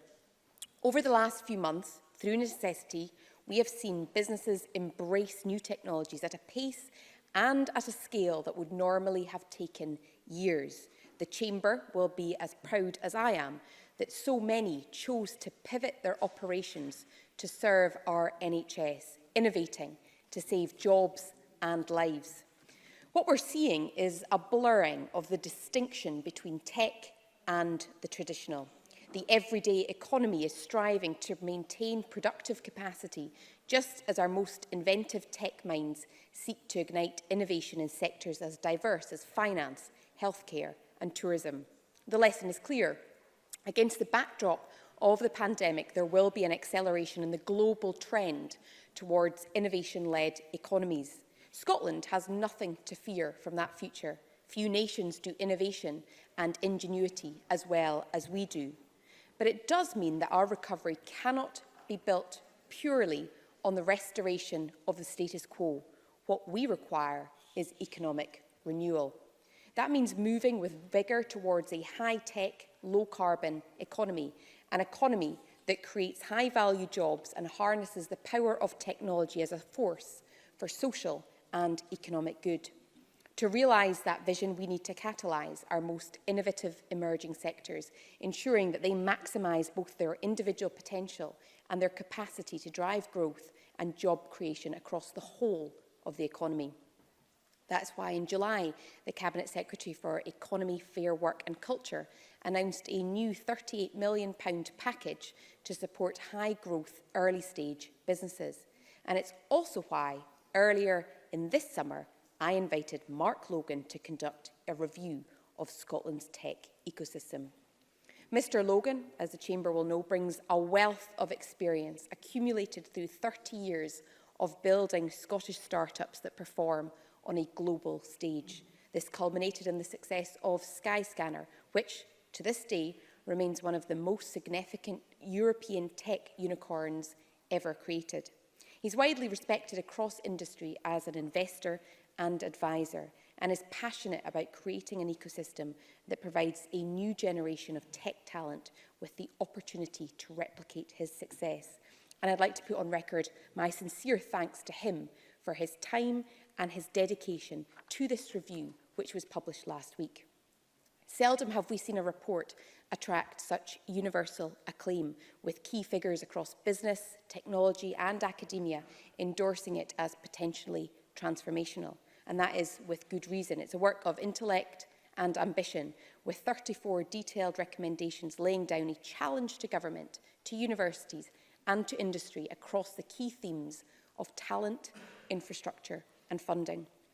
Mr Logan defined a clear and simple purpose for the ecosystem: to produce a consistent stream of tech startups that reach sustained profitability, including a significant proportion that do so at scale. He dismisses complacency with a sober analysis of Scotland's current performance. Yes, we have had some high-profile successes, but that must not obscure the fact that too few of our best startups and university spin-outs succeed over the long term. That's costing us in growth, jobs and tax revenues for reinvestment in a better Scotland. And the report goes on to explain the differences between post-tipping point ecosystems such as London and Silicon Valley, which achieve a critical mass of investable startups, capital and talent, and high-potential pre-tipping point tech hubs such as Scotland. The review's objective is to identify the actions necessary to nudge Scotland over that tipping point. And in the PFG, we've committed to a multi-year, multi-million-pound investment to implement the recommendation to establish a national network of tech scalers. These facilities are the report's centrepiece and would transform the quality and the intensity of support available to Scotland's startups. In addition to networking, meetups and the cross-pollination of ideas, they would deliver formal, world-class founder education, potentially secured on a national licence from the best providers in Silicon Valley. These are powerful commitments that will put the wind of Silicon Valley commercial technique into the sails of Scottish ingenuity. Over the next 5 years, we'll also invest in the creation of an ecosystem fund. This fund responds to multiple recommendations and will be used to make strategic investments in the organisations and activities that create the best possible environment for our startups to succeed. Examples include learning from the Finnish model of investing in key tech conferences to attract talent and external capital, programmes to increase the volume of new startups emerging from universities, and extracurricular activity in schools to ignite pupil interest and tackle gender imbalance. We also accept Mr Logan's view that in the context of the pandemic, we need to do more to help people get the digital skills necessary to enter high-value employment in the tech industry. To that end, we are actively considering how immediate action could be taken through the recently announced Training Transition Fund. The review sets out proposals for a series of radical interventions across the education system as it relates to the teaching of computing science and related disciplines. But a hallmark of the review's quality is its refusal to engage in oversimplifications. Mr. Logan acknowledges that these are challenges that can only be met with the investment of significant time, energy and resource. He places a mutual obligation on government, educators and industry to work together to deliver progress. So while we may differ on some points in the implementation of these recommendations, we do not shirk from the overall challenge. To paraphrase Mr. Logan, the government is prepared to do its part in, and I quote, bringing to life the inherent magic of software development. Indeed, I'm pleased to confirm that the Deputy First Minister is fully engaged with the report and has already held discussions with Mr. Logan about next steps. Presiding Officer, in such a short statement, it's only possible to offer a snapshot of what is a very detailed and inventive analysis. There are further recommendations on matters as diverse as improving start-up infrastructure in universities, collaboration with investors and more effectively harnessing the strategic value of the Scottish diaspora. That is why, in line with Mr. Logan's advice, we will establish a formal partnership with the tech industry to drive progress on those recommendations, where a sustained implementation programme will be required to achieve the necessary outcomes. We're working with Mr. Logan to develop this model as a matter of urgency and will make further announcements in due course. But let there be no doubt, the Government will do what it takes to ignite Scotland's rise as a first-class start-up nation. Presiding Officer, it's my hope that members across the chamber have been as refreshed as I have by the excitement and the optimism provoked by this review. I share that excitement. We have an opportunity here to advance a model of economic development where we don't just back singular programmes for incremental progress, but where we make more systematic interventions that are co-designed and co-delivered with industry, with investors and academia. I've had responsibility for tech from the very beginning of my ministerial career. I've often said that I consider it one of the most exciting portfolios in government. I'm consistently inspired, not just by the community's creativity and imagination, but by their desire to use those gifts for the good of our country.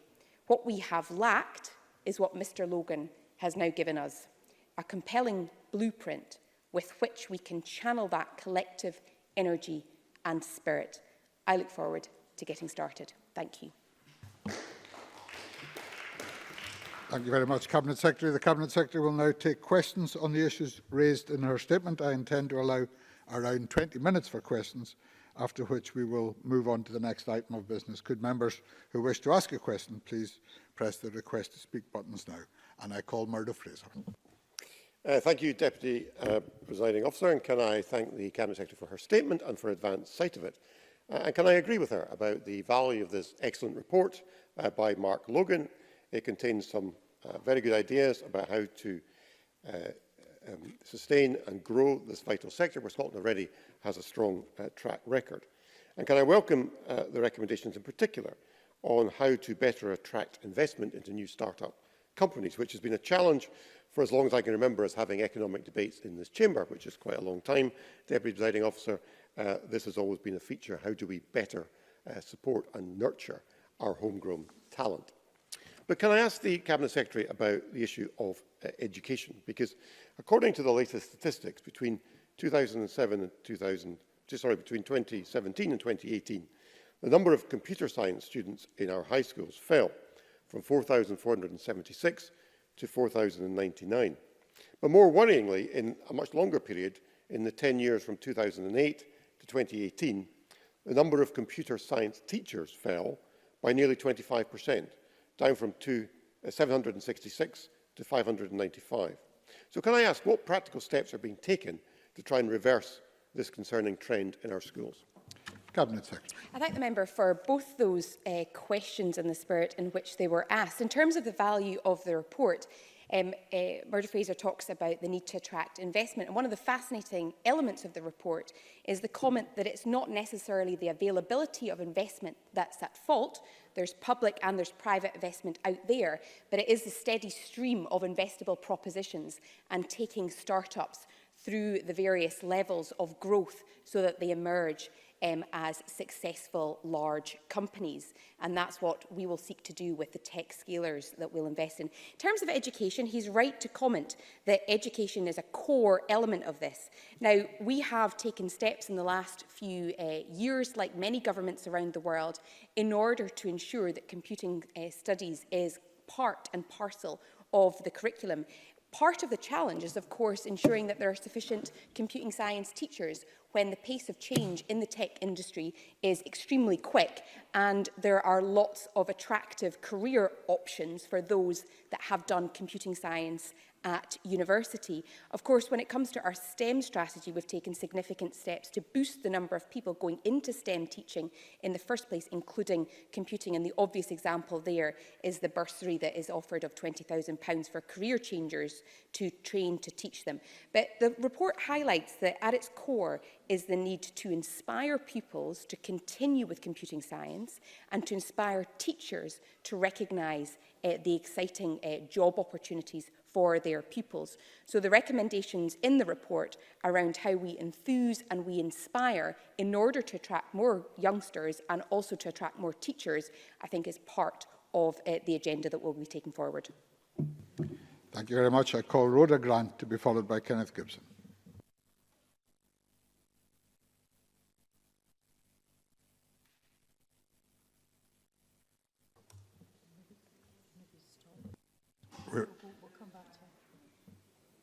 We seem not to have sound from Rhoda Grant. Perhaps we'll take Kenneth Gibson next, and we'll come back to Rhoda Grant when we can. Kenneth Gibson. Officer, and I welcome the Cabinet Secretary's statement. The Logan Review makes clear that Scotland's high-tech start-ups must meet the standards of global best practice to be competitive. And the Cabinet Secretary clearly doesn't want to see Scotland's role primarily as one of nurturing new high-tech companies, anticipating that many will likely relocate elsewhere in time, as has happened so often in the past. So, how does she plan to develop technology clusters that will grow and be sustainable here in Scotland? And what support, practical and financial, will be made available to enable that to happen? Cabinet Secretary. I agree with Kenny Gibson's analysis that what we don't want just to do is to nurture high-tech companies that leave and relocate. And COVID-19 has shown us that businesses, particularly tech businesses, can successfully operate and continue to grow remotely. And so my hope is that the implementation of this new report for startups to flourish and grow means that businesses will stay in Scotland. There's 2 points in direct answer. The first is that the report doesn't overly prescribe the development of clusters. Instead, it provides the support and mechanisms that will enable the industry to grow more generally and then enable subsectors to develop. The second answer, though, is that the ecosystem fund that I announced today will be a central point of that support, which will enable us to make strategic investments in organisations and activities that create the best possible environment for our startups to succeed. And in parallel with the tech scalers, my hope is that putting in place the environment and the education will mean that we have highly successful companies at a far faster startup rate. Thank you very much. And I call Maurice Golden to be followed by Rona Mackay. Thank you, Deputy Presiding Officer. Earlier today, the First Minister said that the Logan Review would be implemented in full. Recommendation 18 of the review is for a reduction in intercity rail travel costs. Can I ask when, by how much, who will fund it, and what the total cost will be? Cabinet Secretary. So, as I said in my statement, we have accepted Mark Logan's analysis and we have accepted the need to implement the recommendations. Now, in terms of the substance of those recommendations, what we want to get to is the same outcome. So the point he makes in terms of intercity travel is the fact that we have two cities, one of which, without offending the other, has become very well known for its start-up culture and has produced a lot of impressive tech businesses, and one which probably needs a little bit more assistance. And the point here is to ensure that we aren't just focusing on one city within Scotland, but instead through the tech scalers, and we've announced 5 locations today, including Inverness, Glasgow and other cities, that we ensure that the opportunities are spread throughout Scotland rather than concentrated in one wonderful city. Thank you very much. Rhoda Mackay, to be followed by Alex Rowley. Thank you, Presiding Officer. Scotland has a world-beating reputation for leading in computing science and technology. Does the Cabinet Secretary agree that collaboration between schools and further education is a major contributor to this? Cabinet Secretary. Yes, and it's highlighted again in this independent report, and it goes to the question that Murd Fraser asked, because inspiring teaching is key to engaging children and young people in the first place, and that's why it's important, as I said at the outset, that the Deputy First Minister has already been in follow-up discussions with Mr Logan. Now, we'll respond to the detail of the recommendations in due course. I only got a copy of the report last week when it was published.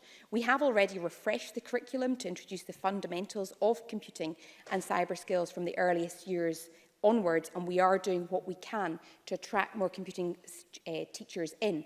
But a lot of the best work going on right now is in the extracurricular space, where schools and the tech industry are working very closely together to inspire young people. Thank you very much. Alex Rowley, to be followed by Patrick Harvey. Thank you, Presiding Officer, and I certainly welcome the report and the Cabinet Secretary's speech. For many years, many employers have said to me, being able to get ICT graduates is very, very difficult. And I have to say, I've often thought, why do we not take that action? So I'm refreshed and excited about this. But can I point out the Child Poverty Action Group recently produced a report which they said found that low-income families were twice as likely to say that they lacked all the resources needed to support learning at home during the COVID. But it's not just at home that there is this digital divide. The Cabinet Secretary talked about igniting schools and pupils' interest in tackling gender imbalance. But the digital divide is also an income imbalance, where people on low income are able to access ICT, access the internet. So can I ask her, what are we going to do about that? And would it not be a good start to have an audit, instruct education authorities to audit every school in the country so that we know what schools have got appropriate ICT and which have not, including teachers?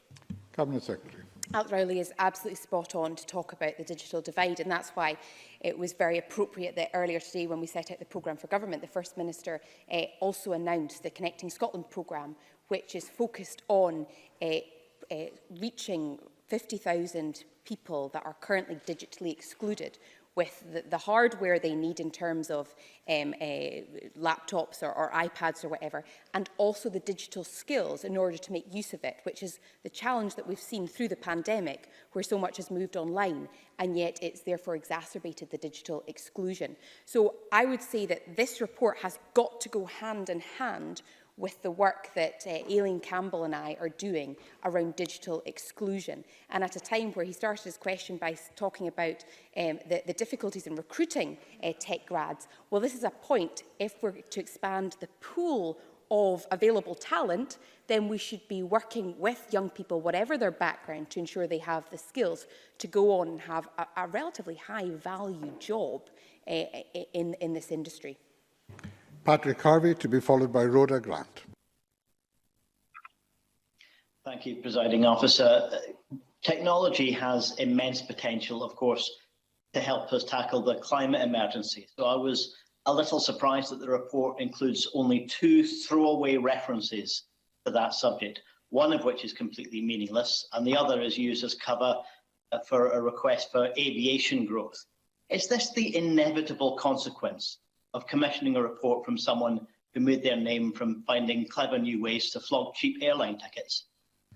Cabinet Secretary. Well, I mean, I would agree with Patrick Harvey that high-tech growth is a very effective means to deliver on our low-carbon aspirations. Now, I take his point that that never happens accidentally. It's got to be intentional from the outset. But, you know, even in terms of the potential for something as basic as working from home and accessing work or accessing markets or customers without having to travel and increase emissions by transport, that may seem like a very trivial example, but I think it's indicative of the potential of using tech in order to meet our low-carbon aspirations. And with the targets we currently have, we have to use all levers and all resources at our disposal in order to meet our net zero target. I see high tech as a means of improving our productivity and reducing our carbon emissions if we do it right. Rhoda Grant, to be followed by Beatrice Wishart. Thank you, Presiding Officer. I welcome the report as well. The Cabinet Secretary talked about gender imbalance in tech education, and that's true, but it goes further than that. The report states, in industry as a whole, women found 20% of our businesses but receive 1% of total investment capital. The Scottish Government, Scottish Enterprise should consider creating a specific vehicle to make seed investments in technology startups founded by women to contribute to rebalancing this aberration. Will the Scottish Government accept and implement this recommendation?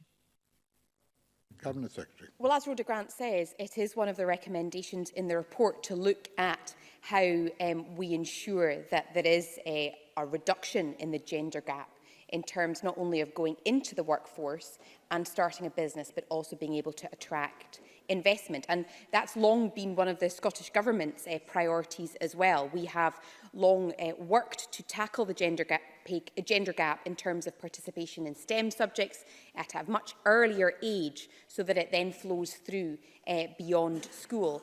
And the short answer to her question is that yes, we will look to see how we can work with that recommendation to reduce the gender gap. Thank you very much. Beatrice Wishart, to be followed by Stuart Stevenson.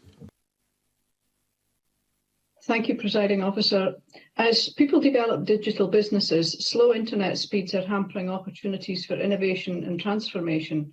But the promise to deliver superfast broadband by the end of 2021 in the north of Scotland won't be met, and we're now looking at 2023. How will the Scottish Government make sure that rural and island communities, like my constituency of Shetland, are fully included in this blueprint that's going to be taken forward? Cabinet Secretary. Well, having visited some very exciting tech businesses in Beatrice Wishart's constituency in the past, and also just slightly further south in Orkney, some of the most exciting businesses that I've seen who are able to operate on a global scale and yet based in some of our islands, for me, is an advert for what the potential is for reducing depopulation using technology. So we've announced today, we announced a few days ago, but it was re-emphasised today, the voucher scheme in particular, to help those who haven't got super fast broadband right now get that super fast broadband. So I recommend that she and her constituents look at that. And of course, we have our objective of delivering super fast broadband to every household in Scotland. Thank you very much. Stuart Stevenson, to be followed by Michelle Ballantyne. Cabinet Secretary, I very much welcome on page 39 of the report the suggestion of self-organised tech meet-up points giving free meeting space and resources. And that's clearly part of an across Scotland approach to creating hubs for entrepreneurs. Can the Cabinet Secretary advise what the thought is about how many jobs might be created directly from the creation of hubs across Scotland, particularly those that come out the back end of the funnel that the Logan report refers to, that are permanent international standard jobs that we can keep for generations? Cabinet Secretary. Well, I think the options or the potential for job creation is enormous. In terms of the tech scalers, we would aim to support between 300 to 500 companies through the Tech Scalers programme, providing that world-class training and mentoring for entrepreneurs in the hope that their businesses then go on to grow and develop and employ more people. So the initial aspiration would be for approximately 50 jobs, knowing that that is a very immediate start that can only grow. Thank you very much. Michelle Ballantyne, to be followed by Willie Coffey. Thank you, Presiding Officer. I too welcome this report. I think it's a good commercial guide for the government to take forward. So I want to ask, does the Cabinet Secretary recognise that leaving the EU may actually afford us with greater opportunities to attract the best in global tech talent, given the 4 major exporters of tech graduates, Russia, China, USA and India, are all out with the EU? And will she be looking, as the report recommends, to negotiate national licences with other countries to give our entrepreneurs access to the training materials and resources currently used in places like Silicon Valley? And how quickly will she set to work on that? Cabinet Secretary. I think one of the things that would make the biggest difference, of course, to attracting international talent is by ensuring that they can actually access visas in the first place. And as the First Minister said earlier, if this was a programme for government in an independent country, we'd certainly start by having a more positive approach to immigrants and attracting the skills and the talent to this country that we need in order to build a successful tech industry and grow the economy. In terms of the second part of her question, in terms of speed, my ambition is to get to work on these recommendations as quickly as possible, knowing that it's not just up to government to implement them, but actually working very collaboratively with industry and academia to ensure that we can make that progress and reap the benefits of what this report has to offer. Thank you. Willie Coffey, to be followed by Tom Arthur. Thank you, Presiding Officer. Can I ask the Cabinet Secretary, what plans does the Scottish Government have to support those who have an interest in pursuing a new career in technology and the growing digital sector in Scotland, including, of course, software development skills? And will she consider a more balanced distribution of these tech scaler locations so that the south-west of Scotland is included?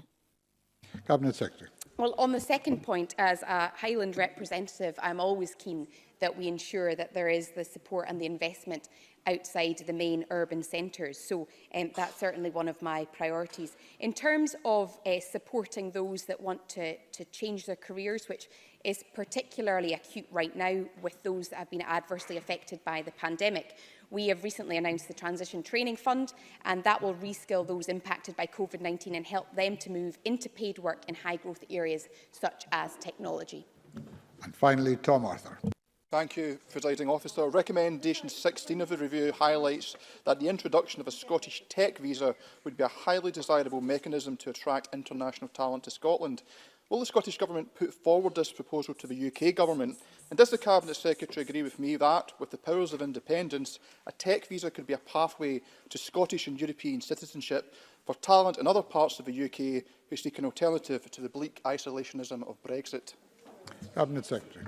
Well, I think the tech visa, as demonstrated in other countries, has the potential to transform the talent pool available and to ensure that we can grow. So I will be most certainly making that case to the UK Government, probably without great optimism that it will lead to any change, because we have long stated that the immigration proposals right now under the UK Government are wrong for Scotland. They threaten to cause serious and lasting harm to the tech industry and a number of other important sectors. It's not just me that makes that point, it's also academic representatives and representatives from business. So our demographic and economic needs are not the same as the rest of the UK, and a one-size-fits-all approach is not appropriate. We will look at how we use elements of that recommendation to ensure that we are attracting talent, but without the levers over immigration, it is a lot more difficult. Thank you very much. That concludes questions on the statement, and we will move on in a moment to the next item of business.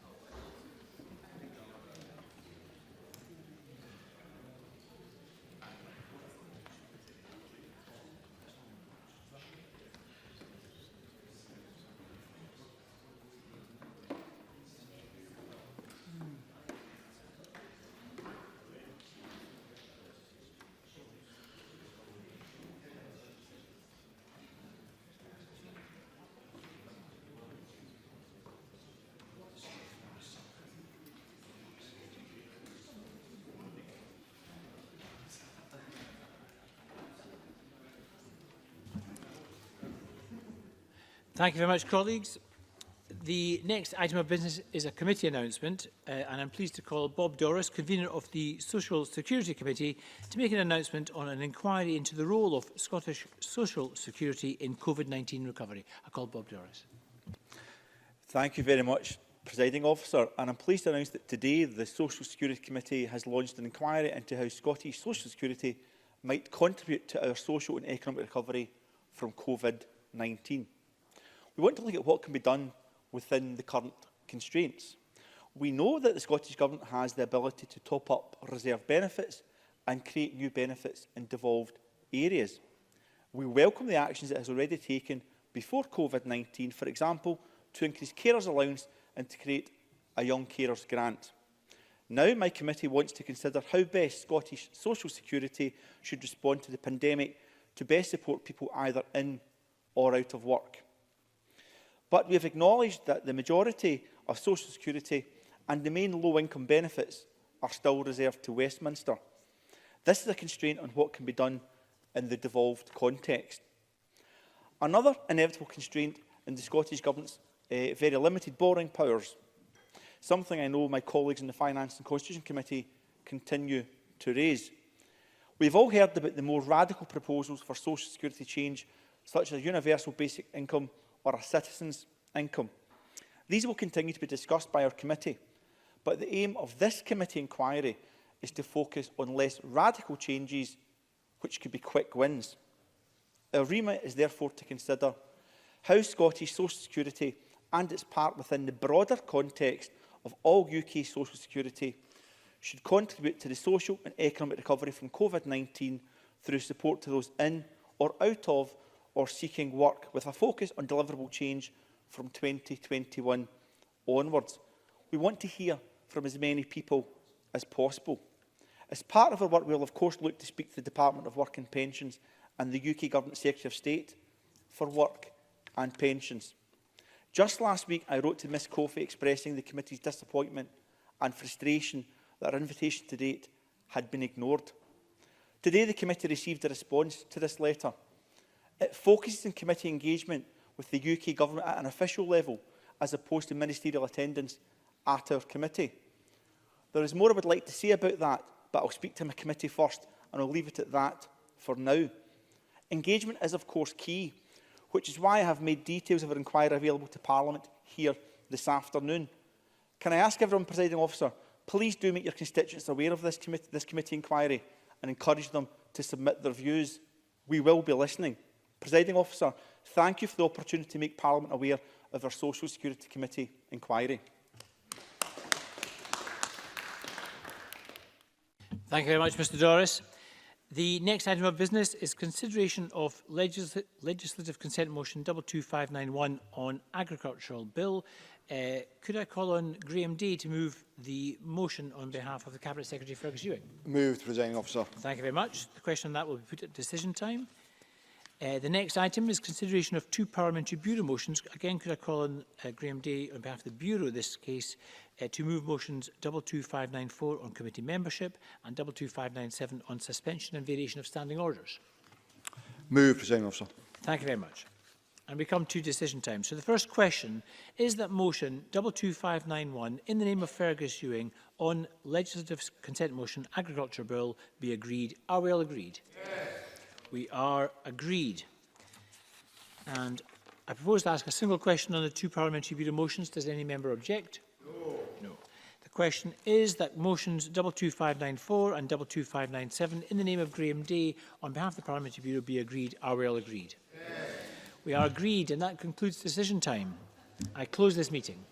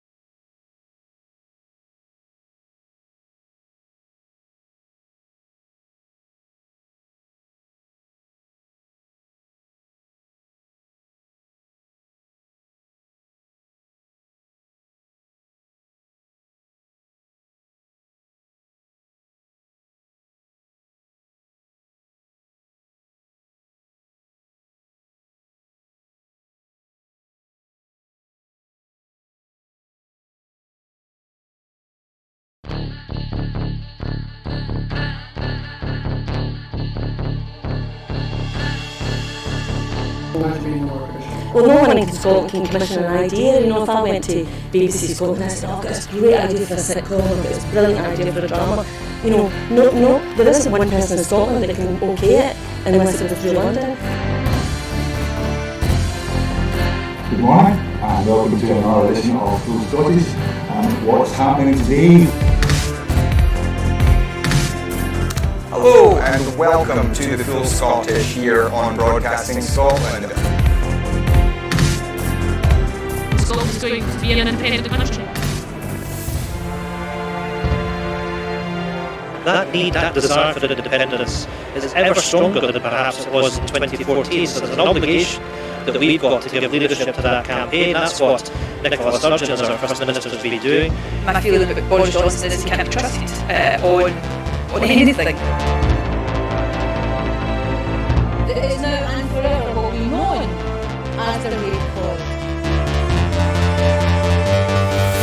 I'm old enough to remember going into Europe in '73 and I remember how much of a razor edge that was about. And I think we made it by 53%, if I remember correctly, for going in. And ever since that time, England particularly has been pretty much schizophrenic, down the middle about whether it felt British or whether it felt European. And that schism, that crack has remained throughout English society ever since. Scotland means business. Scotland's voice won't be stilled, it won't be silenced, it has to be heard. The work that's been done by Broadcasting Scotland in giving community activists, yes activists, Scottish activists a platform other than the traditional media outlets.